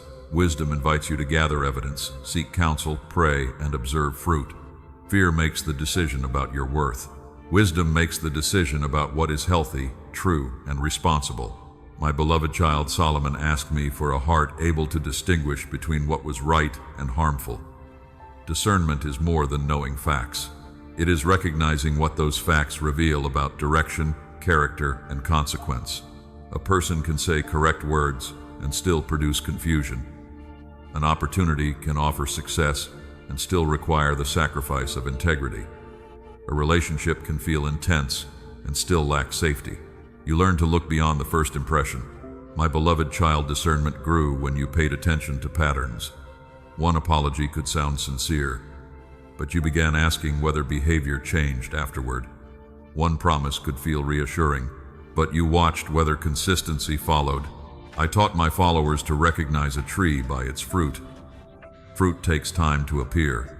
That is why patience became part of your protection. My beloved child, you also learned to notice what happened inside you around certain people and choices. Did you feel free to speak honestly, or were you always managing their reaction? Did the connection help you become more truthful, or did it require secrecy? Did the opportunity strengthen responsibility, or did it feed pride and restlessness? Did you feel challenged in a healthy way, or constantly reduced, confused, and afraid? Your emotions were not always the final answer, but they carried information worth examining. My beloved child, discernment does not mean distrusting everyone. It does not mean turning every discomfort into a warning from me. Healthy correction can challenge pride. A good opportunity can still awaken fear. because it asks you to become visible. That is why you needed more than a feeling. You needed truth pattern-wise, counsel, prayer, and time. My beloved child, there were moments when you ignored hesitation because you wanted the outcome too badly. You explained away inconsistency. You called confusion chemistry. You called pressure passion. You called your exhaustion commitment. You told yourself that patience meant tolerating what was slowly damaging your peace. Later, you understood that love does not require you to abandon clarity. A healthy path may stretch you, but it will not continually demand that you betray your conscience. My beloved child, do not condemn yourself for what you missed before. Discernment often grows after experience gives language to what intuition could only sense. You did not always know why something felt wrong. Now you recognize patterns sooner. You notice when someone avoids responsibility. You hear when flattery is being used to lower your boundaries. You recognize when urgency is designed to stop you from thinking. You understand that repeated confusion is not the same as deep connection. My beloved child, hesitation also taught you to seek counsel. You once believed that asking another person would make you look uncertain, but wise counsel does not remove responsibility from you. It helps you see what emotion may be hiding. A trusted person may notice the pattern you are too close to recognize. They may ask the question your desire has avoided. They may confirm that your fear is exaggerating the danger. Discernment becomes stronger when humility allows another perspective. My beloved child, choose counsel carefully. Not everyone who speaks confidently is wise. Look for people who respect truth, boundaries, responsibility, and your freedom to decide. Avoid those who create dependence by acting as though only they can hear me for you. I can use wise voices, but no healthy guide needs to control your conscience. Counsel should help you become more honest before me, not more afraid of another person. My beloved child, there were also times when discernment required action before certainty. You gathered what you could, you prayed, you examined the fruit, then you had to choose. Wisdom does not promise that every decision will feel easy. It helps you make the most faithful choice with the truth available today. You may still feel nervous after choosing well. Peace is not always the absence of emotion. Sometimes peace is the quiet knowledge that you did not betray what you knew. My beloved child, discernment grew because you became willing to disappoint people rather than continually disappoint your conscience. You stopped saying yes only to avoid conflict. You stopped offering explanations to people committed to misunderstanding your boundary. You learned that someone's frustration does not automatically mean your decision is wrong. Sometimes their reaction reveals how much they benefited from your lack of limits. You can remain kind without surrendering your judgment. My beloved child, your hesitation became useful when it led to examination rather than paralysis. You paused. You listened. You asked what the choice would produce over time. You considered whether it aligned with truth, health, responsibility, and love. Then you moved. This is mature discernment. It does not rush blindly. It does not hide forever. It receives information, seeks wisdom, and takes the next honest step. My beloved child, you are approaching the end of this journey with more than a story of survival. You have gained a clearer way of seeing. You know that not every open door is yours. Not every delay is rejection. Not every strong emotion is guidance. Not every hesitation is fear. You are learning to walk with open eyes and a listening heart. In the final part, my beloved child, I will show you how to carry everything you have learned forward with wisdom and gratitude, honoring what was protected, releasing what has ended, and stepping into the life before you without fear. My beloved child, you have reached the end of this journey, but I do not want you to treat these words as something that simply ends when the final sound fades. Carry them with you. You have learned that not every open door is yours. Not every delay is rejection. Not every strong emotion is guidance. Not every hesitation is fear. You have learned to pause, listen, examine, and move with greater honesty. Now walk forward with wisdom and gratitude. My beloved child, wisdom means you no longer rush because you are tired of waiting. You ask what the choice will produce. You notice whether peace is present. You observe patterns instead of being persuaded by promises alone. You seek counsel without surrendering your responsibility. Wisdom is not suspicion. It is love paying attention. My beloved child, gratitude means you stop viewing your life only through what was lost. You honor the doors that closed, but you also notice what remained. Not gratitude that denies grief, not gratitude that pretends every wound was necessary. Gratitude that says, I have suffered, but suffering did not take everything. My beloved child, look back at what you have learned. You stayed when leaving yourself felt easier. You endured when no one understood the weight. You restrained words that could have created deeper harm. You refused to let bitterness become your permanent home. You protected tenderness without abandoning discernment. You showed up when faith felt quiet. You carried pain without allowing it to name you forever. You allowed perseverance to shape character. You admitted that exhaustion was not failure. You received my sacrifice as love instead of debt. You returned with honest weakness. You learned that every sincere return mattered. You saw that some delays may have redirected you. You discovered that hesitation can become discernment when it leads to truth instead of paralysis. My beloved child, none of this means you will never struggle again. There will be moments when fear speaks loudly. There will be days when an old wound reacts before wisdom answers. There will be decisions that remain unclear longer than you prefer. Growth does not remove your humanity. When shame speaks, you can return. When bitterness knocks, you can refuse to give it a room. When exhaustion distorts everything, you can rest before deciding what the future means. When pressure demands an answer, you can choose not to betray your conscience for speed. My beloved child, walk slowly enough to remain honest. The world will often reward quick movement, visible success, and confident appearance, but I am more concerned with the direction of your heart. A slow step taken in truth is safer than a fast step taken from panic. A quiet yes given with peace carries more strength than a loud yes given to avoid disappointment. A necessary no can protect the future better than agreement built on fear. My beloved child, do not become afraid of making mistakes. Wisdom is not the ability to guarantee every outcome. It is the willingness to choose responsibly with the truth available today. You may still misjudge a situation. You may still trust too quickly or wait too long. When that happens, return, learn, repair what you can. Do not turn one imperfect decision into another false name. You are still being formed. My beloved child, gratitude will help you move without becoming trapped by regret. Regret says, I should have known everything. Gratitude says, I know more now than I knew then. Regret says, I wasted the season. Gratitude says, I can carry forward what the season taught me. Regret says, the closed door proved I failed. Gratitude says, one closed door cannot define the entire road. This does not excuse careless choices. It refuses to let the past consume every possibility that remains. My beloved child, release the life you imagined you should already be living. You have measured yourself against timelines that did not know your burdens. You have watched others move ahead and assumed their speed revealed your worth, but another person's season is not a verdict on yours. Walk the road before you. Tend the responsibility in your hands. Strengthen the relationships that are healthy. Repair the habits that weaken your peace. Let the next faithful action be enough for today. My beloved child, remember that wisdom includes joy. You are not meant to spend the rest of your life analyzing every danger. Protection is not the same as fear. Discernment should help you recognize what is good, not only what is harmful.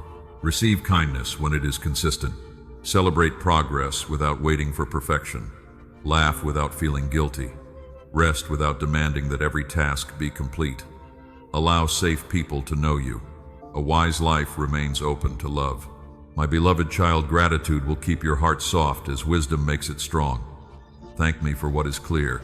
Thank me for the strength to face what is not. Thank me for the people who stayed honest with you. Thank me for the courage to leave what was harming you. Thank me for every return. Gratitude does not change the facts of the past. It changes what the past is allowed to produce within you. My beloved child, let it produce humility. You did not reach this point by your strength alone. There were people who carried you. There were moments of mercy you did not create. There were small choices that became protection. Let humility keep you teachable. Let it keep you close to me. Let it stop wisdom from becoming pride. My beloved child, let this be your prayer now. Lord, keep my heart soft and my eyes open. Help me recognize truth without becoming suspicious. Teach me to move without rushing and to wait without hiding. Give me courage to say yes when love is calling, and strength to say no when truth requires it. Help me receive grace, practice gratitude, and return quickly whenever I lose my way. My beloved child, I hear that prayer. You are not forgotten, you are not unseen. The quiet choices mattered. The tears mattered. The restraint mattered. The returns mattered. What you thought was only survival revealed courage, faith, and a heart still willing to live. Now go forward.